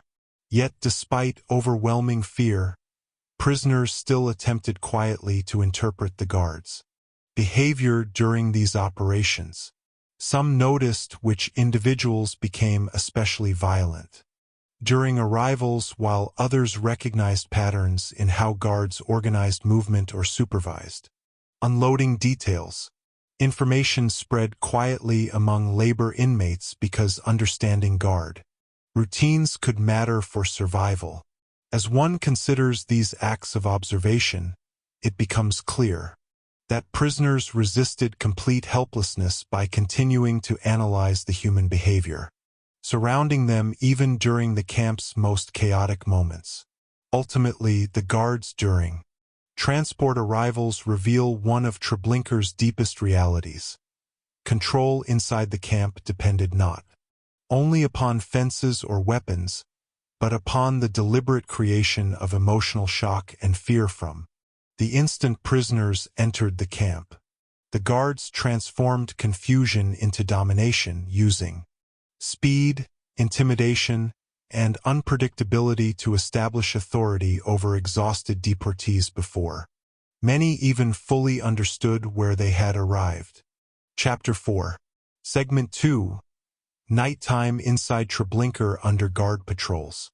As one continues deeper into understanding the structure of fear inside Treblinka extermination camp, it becomes increasingly clear that nighttime revealed the guard's authority in one of its most psychologically intense forms because darkness transformed the camp into an environment dominated by uncertainty, isolation, and constant patrol activity. During daylight hours, prisoners already lived under relentless supervision, shouting, labor demands, and visible violence. But after sunset, Treblinka changed emotionally. The camp became quieter in certain moments, yet far more psychologically oppressive because prisoners trapped inside barracks or labor sections could Here guards moving through the darkness while much of the camp disappeared into shadow. As one reflects on nighttime inside Treblinka, it becomes evident that fear after dark depended heavily upon not knowing exactly where danger stood at any given moment. The guards used patrols, dogs, lights, and unpredictability to maintain complete emotional control over prisoners. Even while much of the camp remained hidden by darkness, prisoners rarely experienced genuine rest during the night. Hunger, exhaustion, overcrowding, physical pain, and emotional trauma already made sleep difficult inside the camp. Yet the presence of guards moving continuously outside intensified anxiety further because prisoners understood that danger had not disappeared, simply because labor temporarily slowed. Patrols crossed pathways near barracks, fence lines, work areas, and transport sections while dogs barked sharply into the night air. As one considers how these sounds must have affected exhausted prisoners lying awake after midnight, it becomes clear that nighttime inside Treblinka remained emotionally unstable and terrifying. Silence itself felt dangerous because it could break suddenly through shouting, barking, or gunfire without warning. The guards' movement through darkness created enormous psychological pressure, because prisoners often heard patrols before seeing them. Boots striking gravel pathways, dogs moving near fences, or flashlights cutting suddenly across walls and barrack interiors reminded prisoners constantly that surveillance continued through every hour of the night. As one reflects on this atmosphere, it becomes evident that the guards controlled not only physical space, but emotional perception itself. Darkness limited visibility while amplifying sound, forcing prisoners into a state of heightened listening and anticipation. Every unfamiliar noise carried potential danger because inmates rarely possessed clear information about what was happening elsewhere. Inside the camp after dark, the isolated forest environment surrounding Treblinka intensified these emotions even further. Hidden deep within woods far from ordinary civilian life, the camp, after sunset, felt completely cut off from the outside world. Beyond the fences stretched darkness and forest while armed patrols moved through the camp interior. Prisoners trapped inside the barracks often felt emotionally sealed within a closed system where the guards represented the only visible authority remaining. As one considers the psychological effect of this isolation, it becomes clear that nighttime strengthened the guards' power because prisoners could neither see nor imagine meaningful escape from the environment surrounding them. Labor prisoners working during nighttime hours experienced these patrols especially intensely. Certain inmates were forced to continue tasks after dark under direct supervision while guards monitored movement through floodlights, flashlights, dogs, and armed patrols. Exhausted prisoners carrying materials or maintaining camp operations remained terrified of attracting attention because even minor mistakes could provoke punishment during nighttime shifts. As one reflects on these conditions, it becomes evident that Treblinka's authority extended seamlessly from day into night. The guards ensured that fear never fully relaxed regardless of hour or physical exhaustion. Sound shaped the emotional structure of the night profoundly. Barking dogs echoed through the camp and surrounding forest while shouted commands carried sharply across otherwise dark and silent sections. Gunshots heard unexpectedly after midnight often left prisoners awake for hours, wondering what had happened elsewhere inside Treblinka. As one considers how emotionally exhausting such uncertainty became, it becomes clear that the guards' nighttime presence operated psychologically through anticipation and imagination as much as visible violence. Prisoners remained continuously alert because they understood the camp could erupt into danger. Without warning, even while most people attempted unsuccessfully to sleep. Yet, despite this atmosphere, prisoners still attempted quietly to preserve fragile moments of human connection. After dark, whispered conversations spread between bunks while inmates exchanged information about guard patrols, labor assignments, or rumors circulating through the camp. Some prisoners memorized patrol rhythms while others simply comforted terrified companions unable to rest. As one reflects on these moments, it becomes evident that nighttime inside Treblinka exposed both the guards' relentless authority and the prisoners' desperate efforts to survive emotionally within an environment where fear extended through every hour of darkness. As one continues to examine nighttime inside Treblinka under guard patrols, it becomes increasingly clear that darkness transformed the emotional experience of imprisonment because fear after sunset operated differently from the terror dominating daytime labor and transport operations. During the day, prisoners confronted visible authority constantly through guards, shouting commands, supervising work details, and enforcing movement across the camp. Night, however, visibility collapsed while uncertainty expanded. Prisoners lying inside overcrowded barracks often heard far more than they could see. Footsteps outside walls, barking, dogs near fence lines, sudden flashlight beams, or distant voices moving through darkness created an atmosphere where imagination intensified fear continuously. As one reflects on this emotional reality, it becomes evident that the guards used nighttime conditions to reinforce psychological domination in ways impossible during daylight alone. The guards' patrol patterns shaped prisoners' emotional lives after dark. Inmates learned to recognize the sounds associated with different patrols, the rhythm of boots on gravel, the movement of dogs near pathways, or the sudden stop of voices outside barracks. Some prisoners memorized approximate patrol timings, because understanding these routines helped them navigate nighttime emotionally, even if only slightly. As one considers how carefully prisoners listened under such conditions, it becomes clear that survival inside Treblinka required continuous awareness even during supposed rest hours. Exhausted prisoners could never fully relax because patrols reminded them constantly that surveillance remained active throughout the night. Flashlights and floodlights became important tools of psychological control after dark.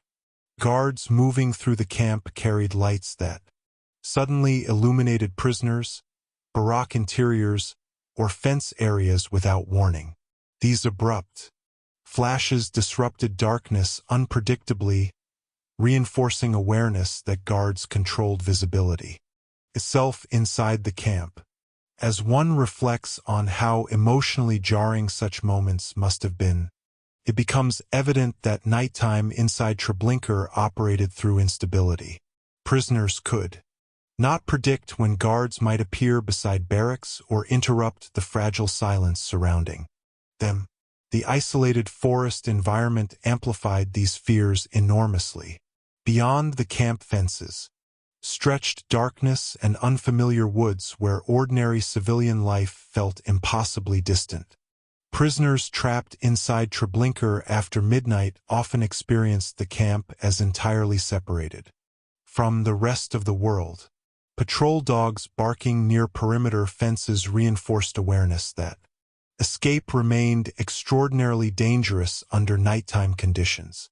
As one considers how emotionally trapped prisoners must have felt, it becomes clear that the guards benefited psychologically from the camp's hidden location because inmates perceived authority surrounding them as nearly total within the isolated forest landscape. Sound continued shaping emotional experience throughout the night. A distant gunshot could leave prisoners terrified for Hours because they rarely knew exactly what had occurred elsewhere inside the camp.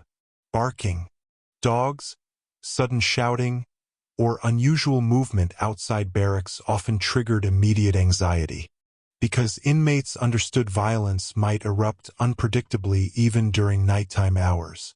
As one reflects on how sensitized prisoners became to these sounds, it becomes evident that Treblinka conditioned people psychologically to associate every disturbance with possible danger. Even silence carried tension because prisoners waited constantly for the next interruption. Yet, despite overwhelming fear, prisoners still adapted emotionally in quiet ways whenever possible. Some whispered information about patrol routines or dangerous guards to newcomers. Others exchanged memories or brief conversations, helping one another endure another night inside the camp. These fragile acts of communication mattered enormously because nighttime isolation intensified emotional vulnerability. As one reflects on these moments, it becomes evident that prisoners resisted complete psychological collapse by maintaining small forms of connection even while surrounded by patrols, dogs, darkness, and constant uncertainty. Ultimately, nighttime inside Treblinka under guard patrols reveals one of the camp's deepest realities. Fear did not end when daylight disappeared. Instead, darkness became another layer of control, allowing the guards to dominate prisoners psychologically through uncertainty, surveillance, sound, and the terrifying awareness that danger remained present even while much of the camp itself vanished into shadow. Chapter 4. Segment 3. The Guards During Prisoner Resistance. As one continues deeper into understanding the structure of authority inside Treblinka extermination camp, it becomes increasingly clear that moments of prisoner resistance revealed the deepest fears and vulnerabilities hidden beneath the guards' appearance of absolute control. For much of Treblinka's existence, the SS guards maintained authority through intimidation, speed, violence, isolation, and psychological domination. Prisoners lived under constant surveillance while armed patrols, dogs, punishments, and relentless labor reinforced awareness that the camp functioned entirely under guard control. Yet beneath this atmosphere of power remained an important reality. The guards themselves feared organized resistance because Treblinka depended heavily upon maintaining confusion, fear, and obedience among prisoners at all times. As one reflects on the relationship between authority and resistance inside the camp, it becomes evident that moments when prisoners attempted to challenge the system exposed how fragile psychological control could become once fear no longer operated perfectly. Prisoner resistance inside Treblinka did not emerge suddenly or easily. Most inmates arrived exhausted, starving, isolated from reliable information, and surrounded by guards whose behavior created continuous emotional pressure. Many prisoners focused simply upon surviving another day under impossible conditions. Yet over time, especially among labor prisoners forced to remain inside the camp longer, awareness grew regarding the structure surrounding them and the terrifying realities of Treblinka itself. These prisoners worked near guards daily, observed routines, memorized patrol movements, and learned how authority operated across different sections of the camp. As one considers the emotional courage required for resistance under such conditions, it becomes clear that any attempt to challenge the guards represented extraordinary psychological defiance. Against an environment built entirely around fear, the guards understood the danger posed by organized prisoner awareness. Their authority depended heavily upon keeping prisoners emotionally unstable, physically exhausted, and separated from one another whenever possible. Public punishments, unpredictable violence, aggressive patrols, and rapid movement during transports all reinforced this atmosphere continuously. As one reflects on these methods of control, it becomes evident that the guards feared anything capable of weakening the emotional paralysis surrounding the camp. Quiet conversations between prisoners, exchange of information, or observation of routines already represented small forms of resistance because they challenged the confusion Treblinka depended upon. Labor prisoners played an especially important role in these developments because their work assignments brought them into repeated contact with guard routines and camp operations. Prisoners unloading transports, sorting belongings, repairing structures, or maintaining pathways observed how guards moved through the camp daily. They noticed which patrols appeared less alert, which guards behaved carelessly during certain hours, and how weapons or supplies were stored. As one considers the significance of such observations, it becomes clear that prisoners gradually transformed forced proximity to the guards into opportunities for understanding the camp structure of power more clearly. The guards' reactions during moments of tension or suspicion revealed much about their authority as well. When rumors of resistance spread or unusual prisoner behavior appeared, guards often intensified patrols, increased punishments, or reacted aggressively toward labor details. As one reflects on these responses, it becomes evident that fear operated on both sides of the camp system, though in radically different forms. Prisoners feared immediate violence, starvation, and death, while guards feared loss of control within an environment built around maintaining absolute domination over large numbers of people with relatively few personnel. The isolated forest setting surrounding Treblinka intensified these tensions further. Hidden deep within the woods and separated from ordinary civilian life, the camp functioned as a closed world where guards attempted to maintain total authority. Yet this same isolation also meant that if organized resistance emerged successfully, outside intervention might not arrive quickly enough to restore immediate control. As one considers this contradiction, it becomes clear that the guards relied heavily upon psychological intimidation precisely because their numerical advantage alone remained limited. Moments of resistance therefore threatened not only physical order, but the emotional atmosphere, sustaining Treblinka itself. Even during periods when resistance remained hidden or incomplete, prisoners' behavior toward the guards slowly changed in subtle ways. Inmates continued observing routines, exchanging information quietly, and imagining possibilities beyond passive survival. As one reflects on these developments, it becomes evident that resistance inside Treblinka began psychologically long before open action occurred. The guards during these moments reveal something deeply important about the camp. Their authority appeared overwhelming, yet it depended constantly upon maintaining fear and emotional paralysis among prisoners who, despite unimaginable conditions, continued searching for ways to challenge the system surrounding them. As one continues to examine the guards during prisoner resistance inside Treblinka, it becomes increasingly clear that resistance exposed how deeply the camp structure depended upon psychological domination rather than physical force alone. For long periods, the guards maintained authority because prisoners remained isolated, exhausted, hungry, terrified, and uncertain about the full reality surrounding them. Yet once prisoners began sharing information, observing patterns, and imagining coordinated action, the emotional balance sustaining the camp slowly began to shift.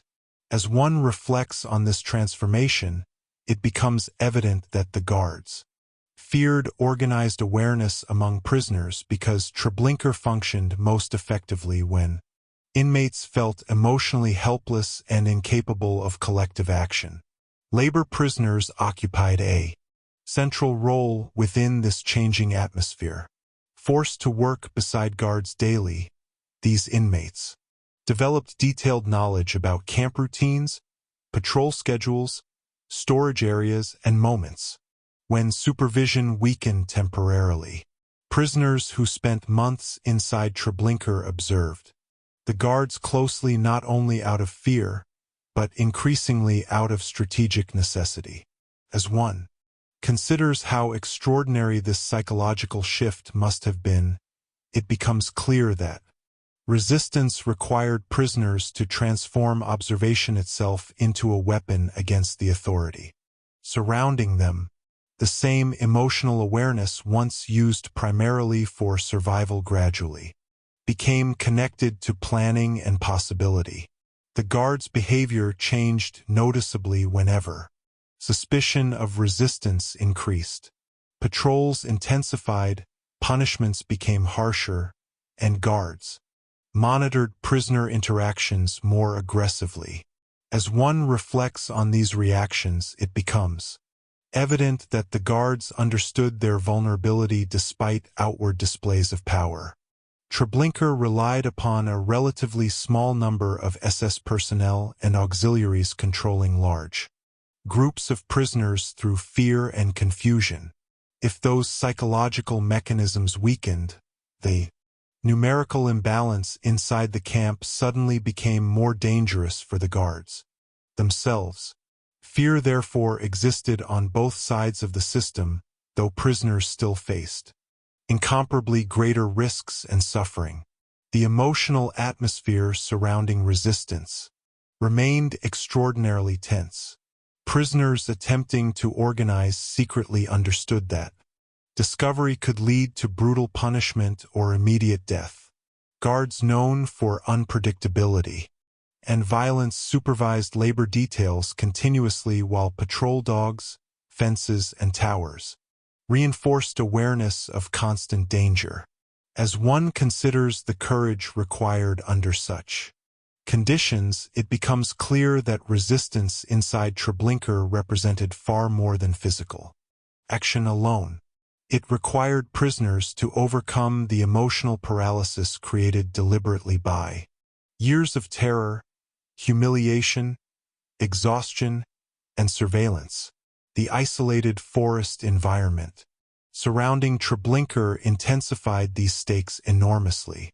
Hidden deep within occupied Poland, far from ordinary civilian visibility, the camp already felt separated from the outside world completely.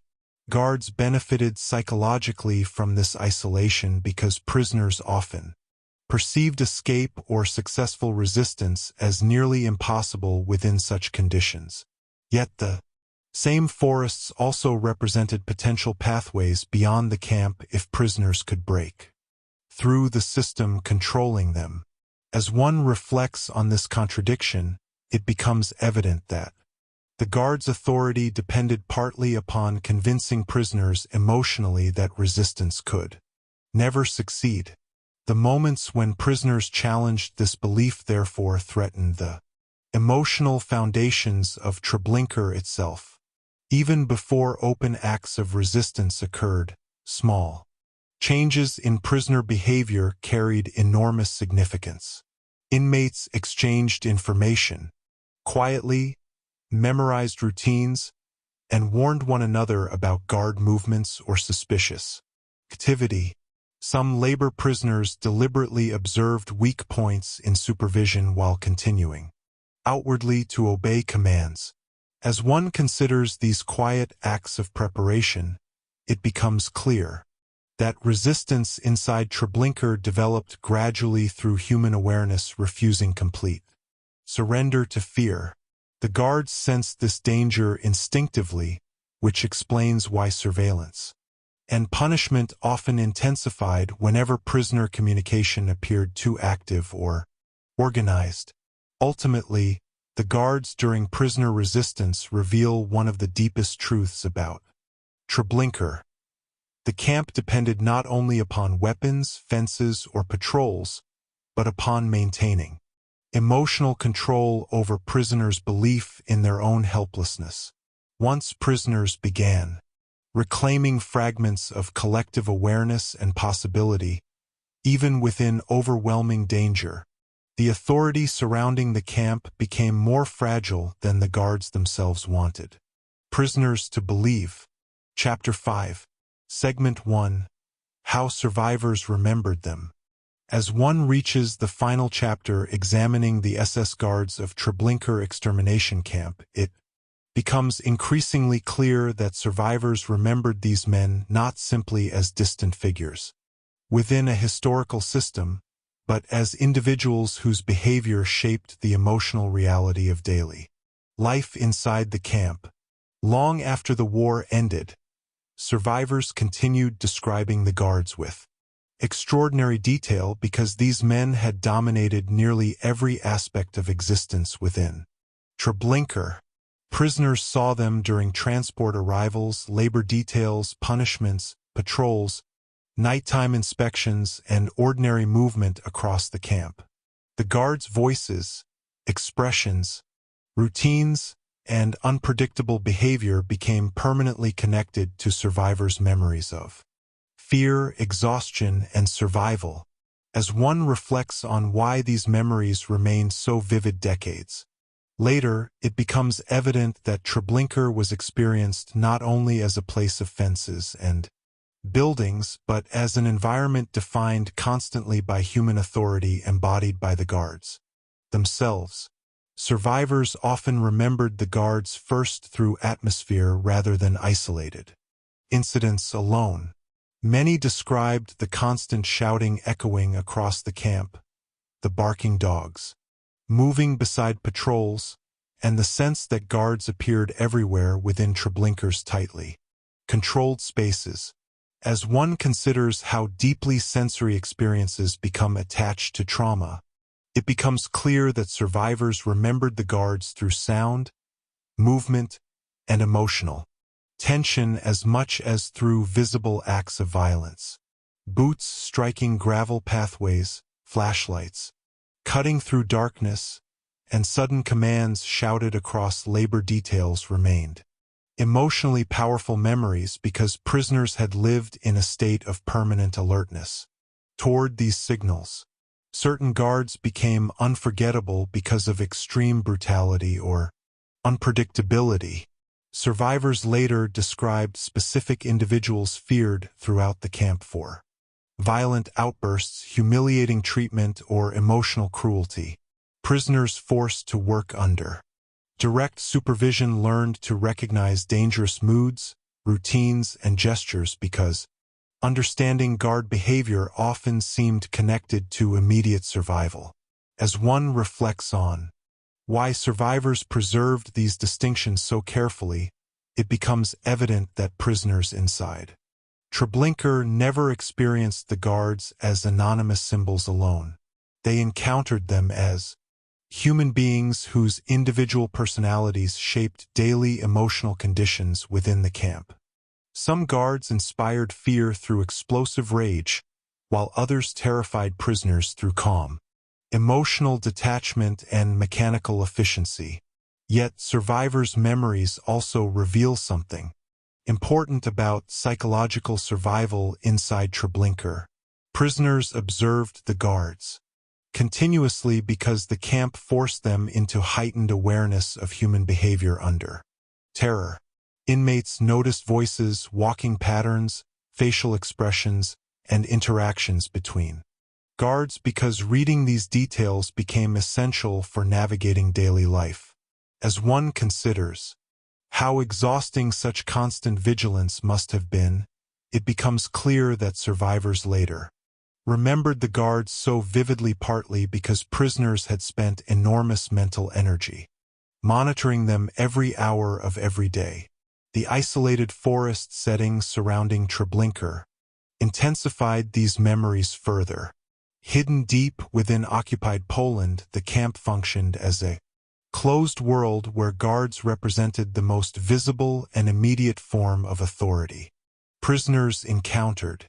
There were no ordinary civilian interactions, no stable institutions, and almost no contact with life beyond the camp fences.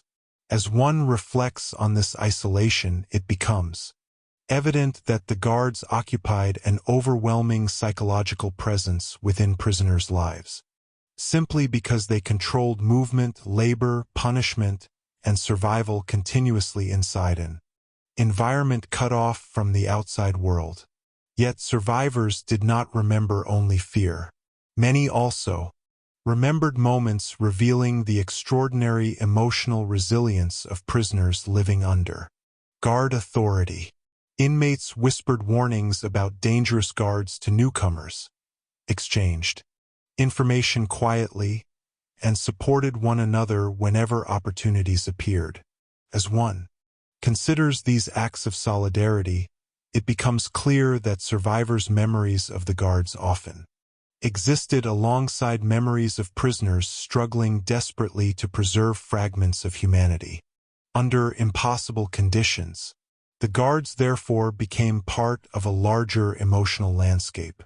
Survivors carried with them after Treblinka a landscape defined not only by terror but by constant efforts to endure psychologically within the system controlling the camp.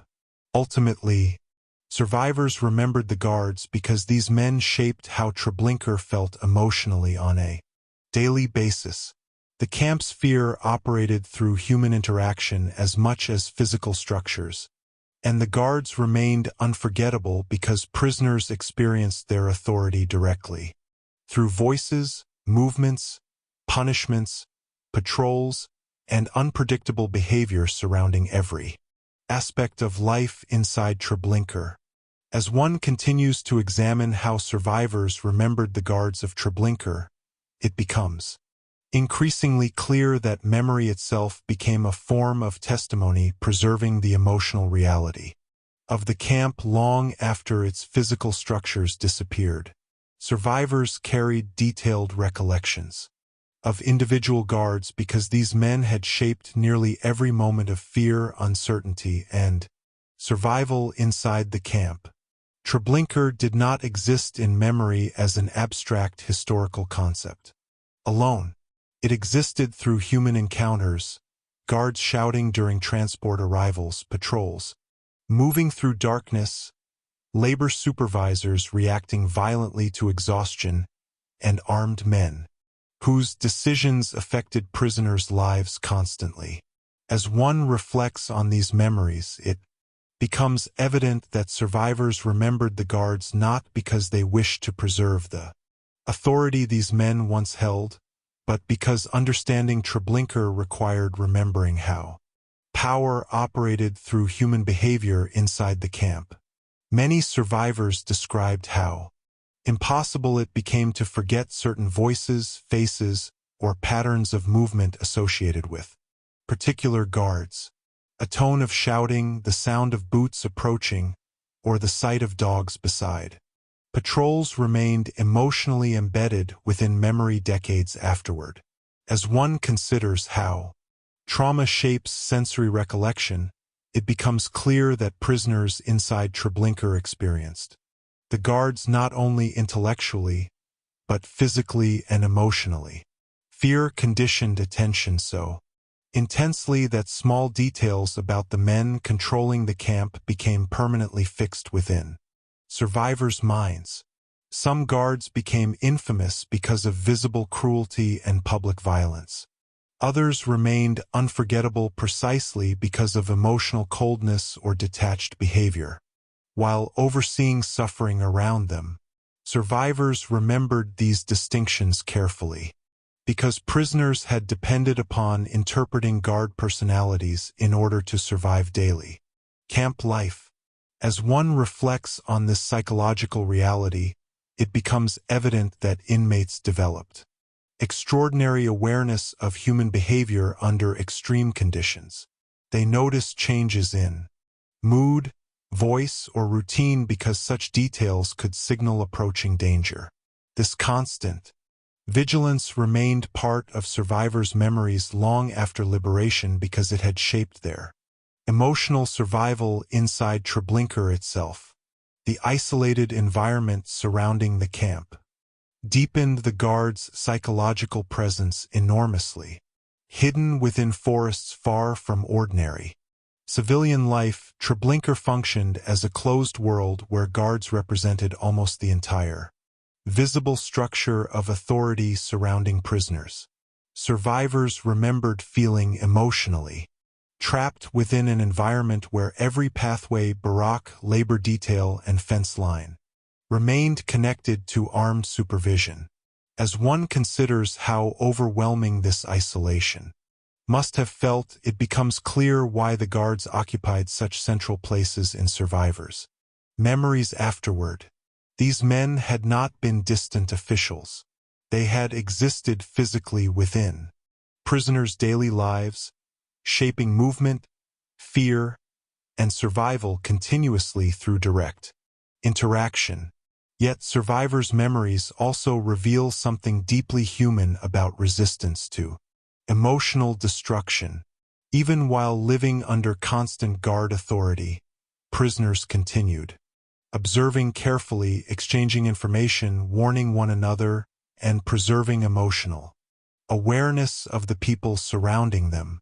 As one reflects on these acts of attention and memory, it becomes evident that survivors resisted complete psychological erasure by continuing to notice, remember, and interpret human behavior even inside a system designed to reduce them to helplessness. Remembering the guards afterward therefore became part of preserving historical truth itself. Survivors testified not only about structures and events, but about the individuals whose actions shaped daily life inside Treblinka. Ultimately, how survivors remembered the guards reveals one of the camp's deepest realities. Treblinka operated through human beings, enforcing fear personally and continuously. The guards became unforgettable because prisoners experienced the camp through them every day, through their voices, movements, punishments, patrols, dogs, and authority surrounding every moment of existence inside the death camp. Chapter 5, Segment 2, The Fear That Continued After Liberation. As one continues deeper into understanding the lasting memory of the SS guards from Treblinka extermination camp, it becomes increasingly clear that liberation did not instantly erase the fear prisoners had lived with inside the camp.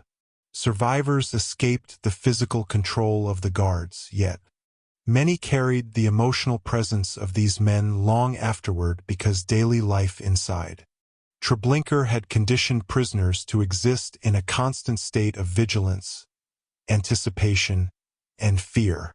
The guards had dominated every aspect of camp existence through shouting, punishments, patrols, violence, unpredictability, and emotional intimidation. As one reflects on how completely these experiences shaped prisoners' psychological reality, it becomes evident that the authority exercised inside Treblinka could not simply disappear the moment the camp system collapsed. The fear continued because survivors' minds and bodies had adapted to living under constant threat for extended periods of time. Many survivors later described how ordinary sounds triggered memories connected to the guards long after the war ended. Barking dogs, sudden shouting, boots striking pavement, or loud voices could immediately revive emotional reactions formed inside the camp. As one considers how deeply sensory experiences become connected to trauma, it becomes clear that survivors carried Treblinka within memory not as distant history alone, but as something emotionally active inside everyday life afterward. The guards' voices, movements, and patterns of authority had become so deeply embedded within prisoners' awareness that certain sounds or situations continued producing fear even in entirely different environments. Nighttime, often remained especially difficult for survivors. Inside Treblinka, darkness had been associated with patrols, barking dogs, uncertainty, gunshots, and the terrifying awareness that guards continued moving through the camp while prisoners attempted unsuccessfully to rest.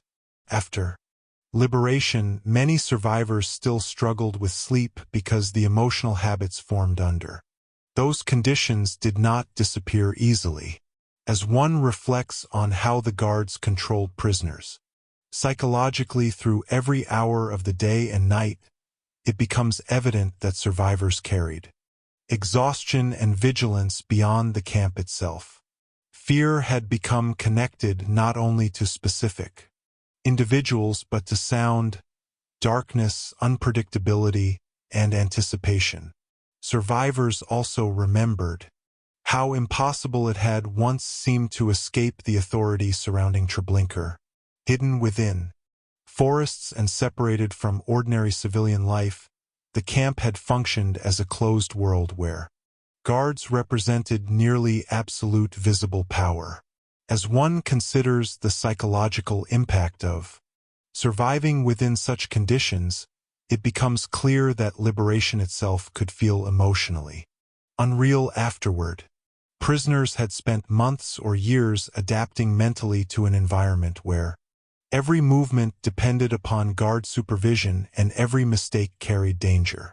Re-entering ordinary life after such experiences therefore required far more than physical freedom alone.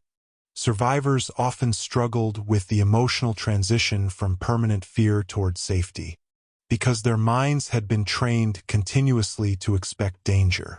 The guards' unpredictability deepened these lasting effects enormously.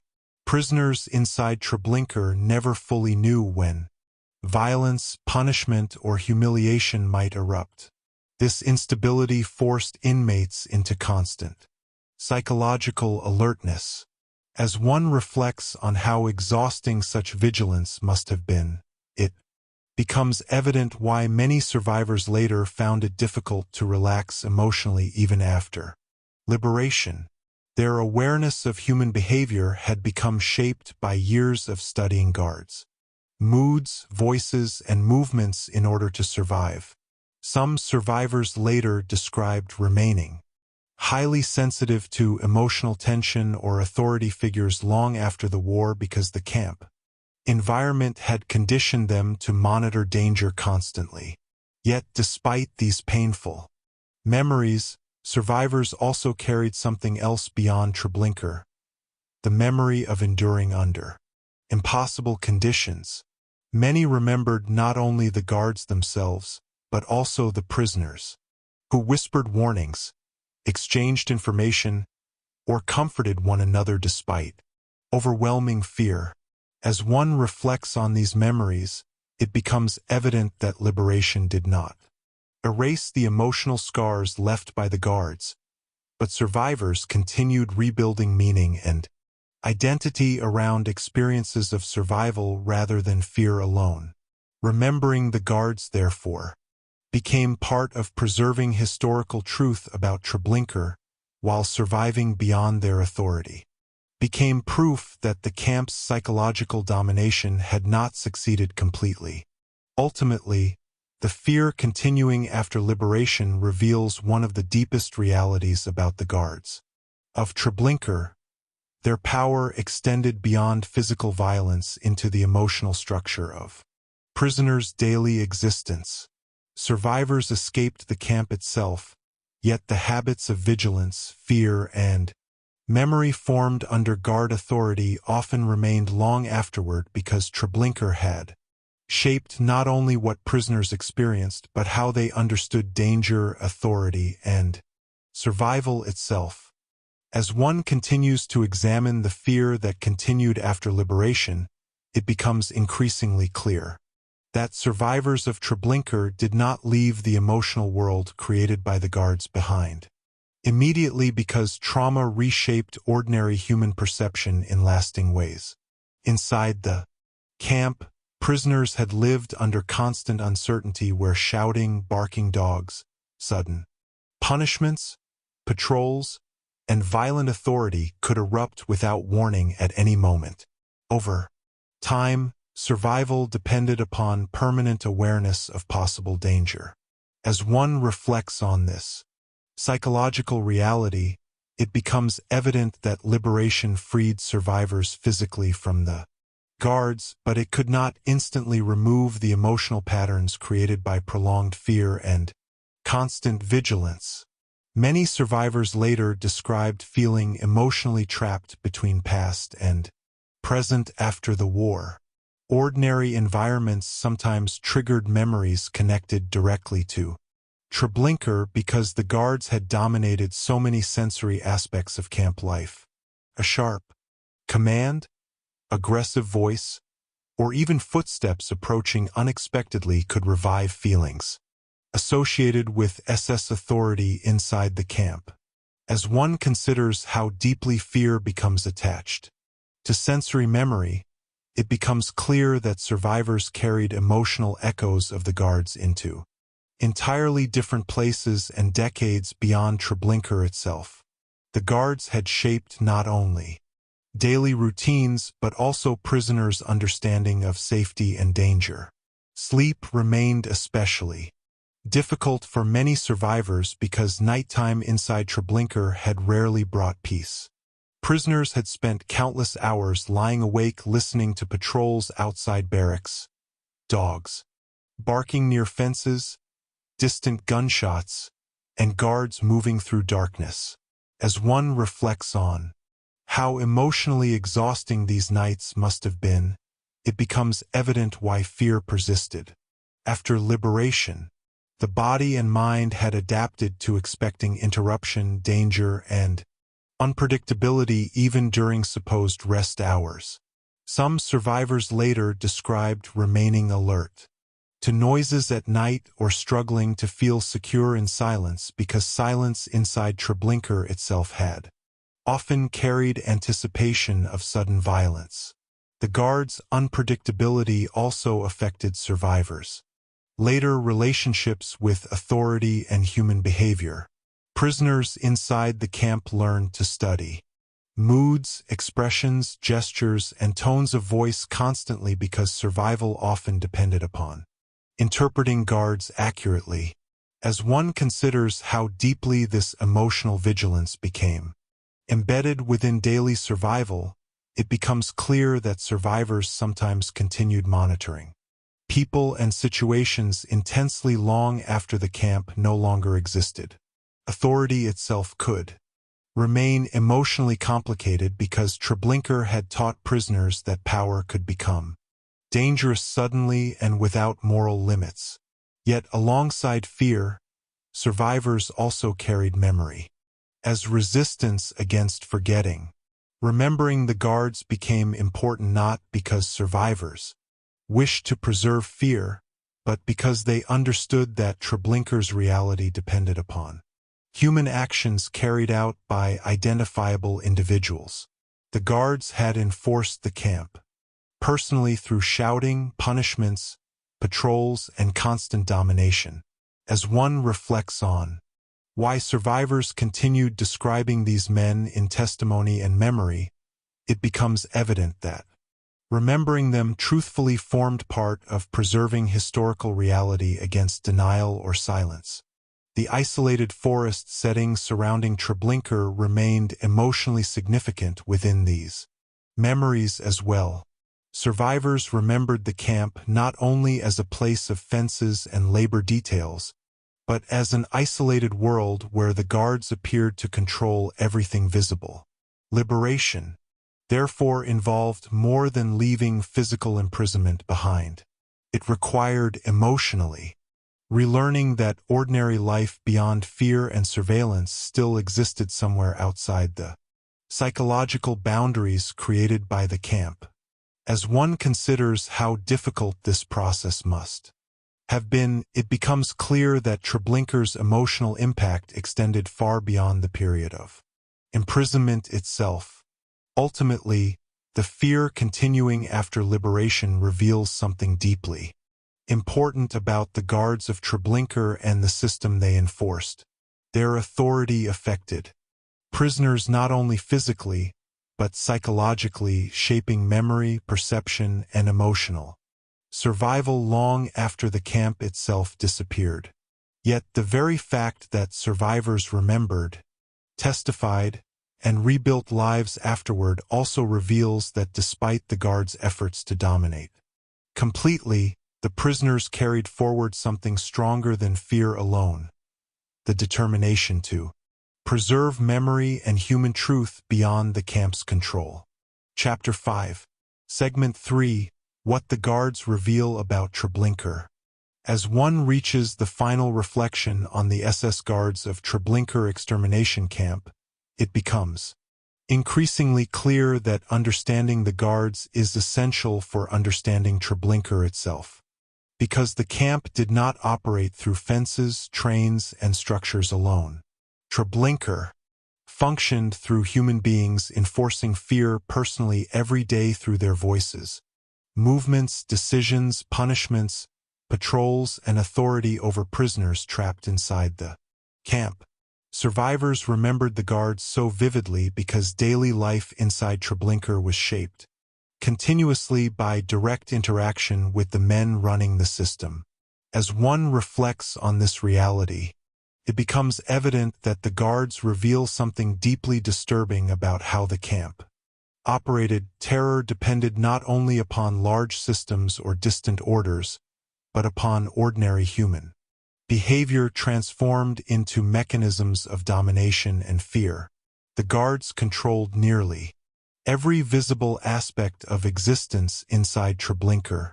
Prisoners encountered them during transport, arrivals, labor details, punishments, nighttime patrols, inspections, and movement between camp sections. The guards determined pace, enforced obedience, supervised labor, and maintained emotional pressure through shouting, unpredictability, and violence.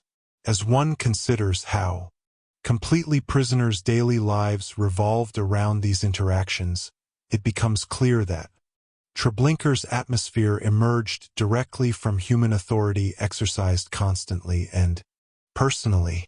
Fear spread because prisoners never fully escaped awareness of the guards' presence. Even moments without immediate violence remained emotionally tense because inmates understood danger could appear suddenly depending upon the moods and decisions of the men surrounding them. The guards also reveal how psychological control operated inside Treblinka. Relatively small number of SS personnel and auxiliaries maintained authority over enormous numbers of prisoners, partly because they created an environment dominated by exhaustion, uncertainty, isolation, and intimidation. As one reflects on how carefully the camp manipulated fear, it becomes evident that Treblinka depended heavily upon emotional domination. Prisoners, arriving after days inside overcrowded cattle cars, entered a world where guards shouted commands immediately, forced rapid movement, separated families, and prevented calm understanding of the camp structure. Confusion itself became one of the guards' most effective weapons because emotionally overwhelmed prisoners struggled to organize resistance or fully process the reality surrounding them. The isolated forest settings surrounding Treblinka strengthened the guards' authority enormously. Hidden deep within occupied Poland and separated from ordinary civilian life, the camp functioned as a closed world where guards represented nearly absolute visible power. Prisoners trapped inside fences, patrol routes, and labor systems rarely saw alternatives to the authority surrounding them. As one considers the emotional effect of such isolation, it becomes clear that the guards embodied the camp's psychological structure as much as its physical one.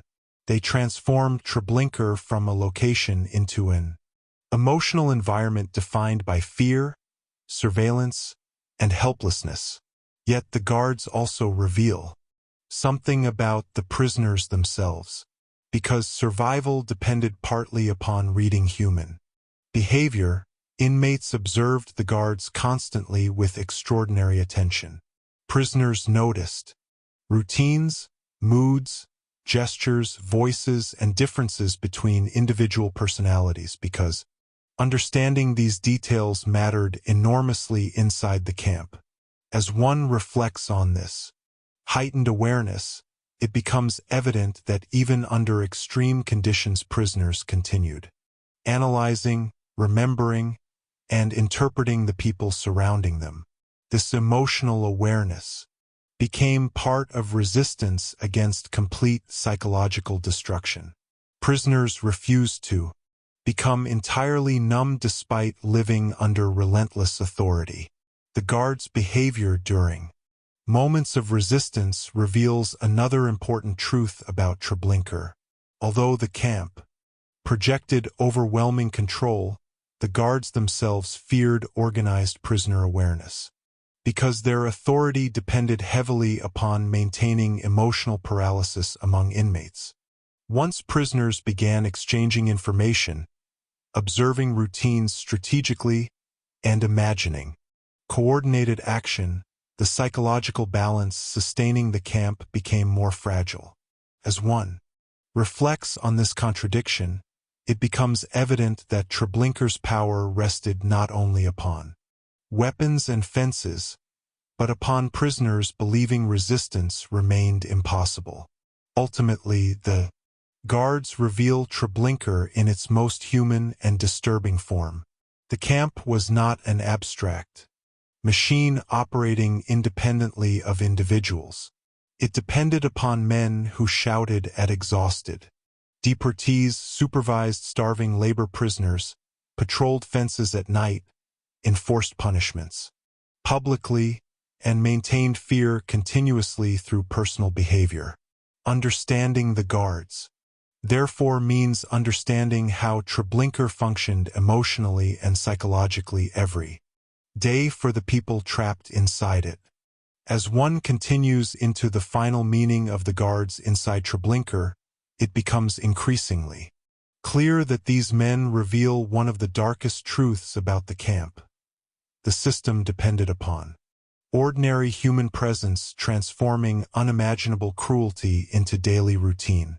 The guards were not invisible figures hidden far away from prisoners' lives.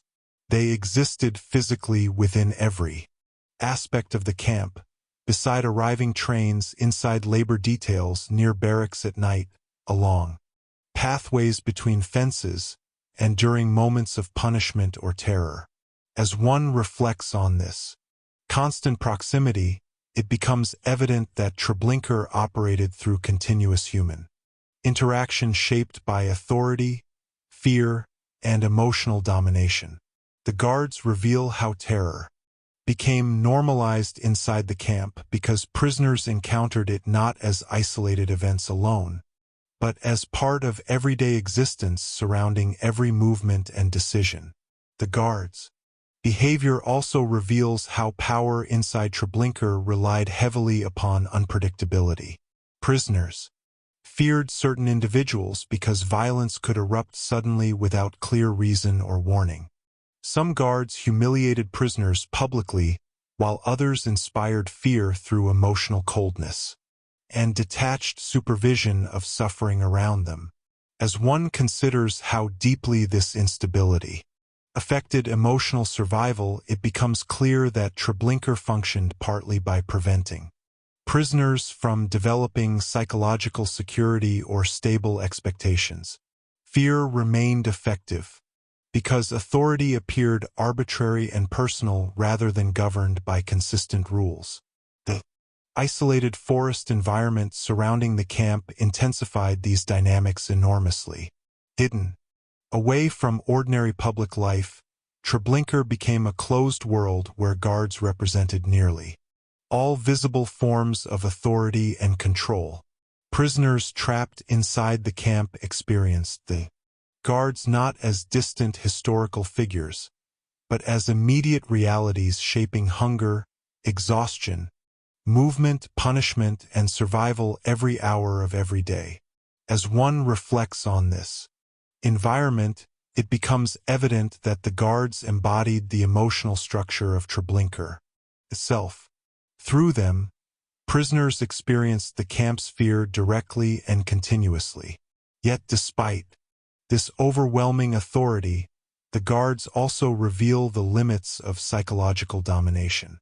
Prisoners continued observing, remembering, warning one another, exchanging information, and eventually resisting despite the terror surrounding them. As one considers the extraordinary, courage required simply to maintain emotional awareness under such conditions, it becomes clear that the guards never fully succeeded in destroying prisoners' humanity or capacity for thought.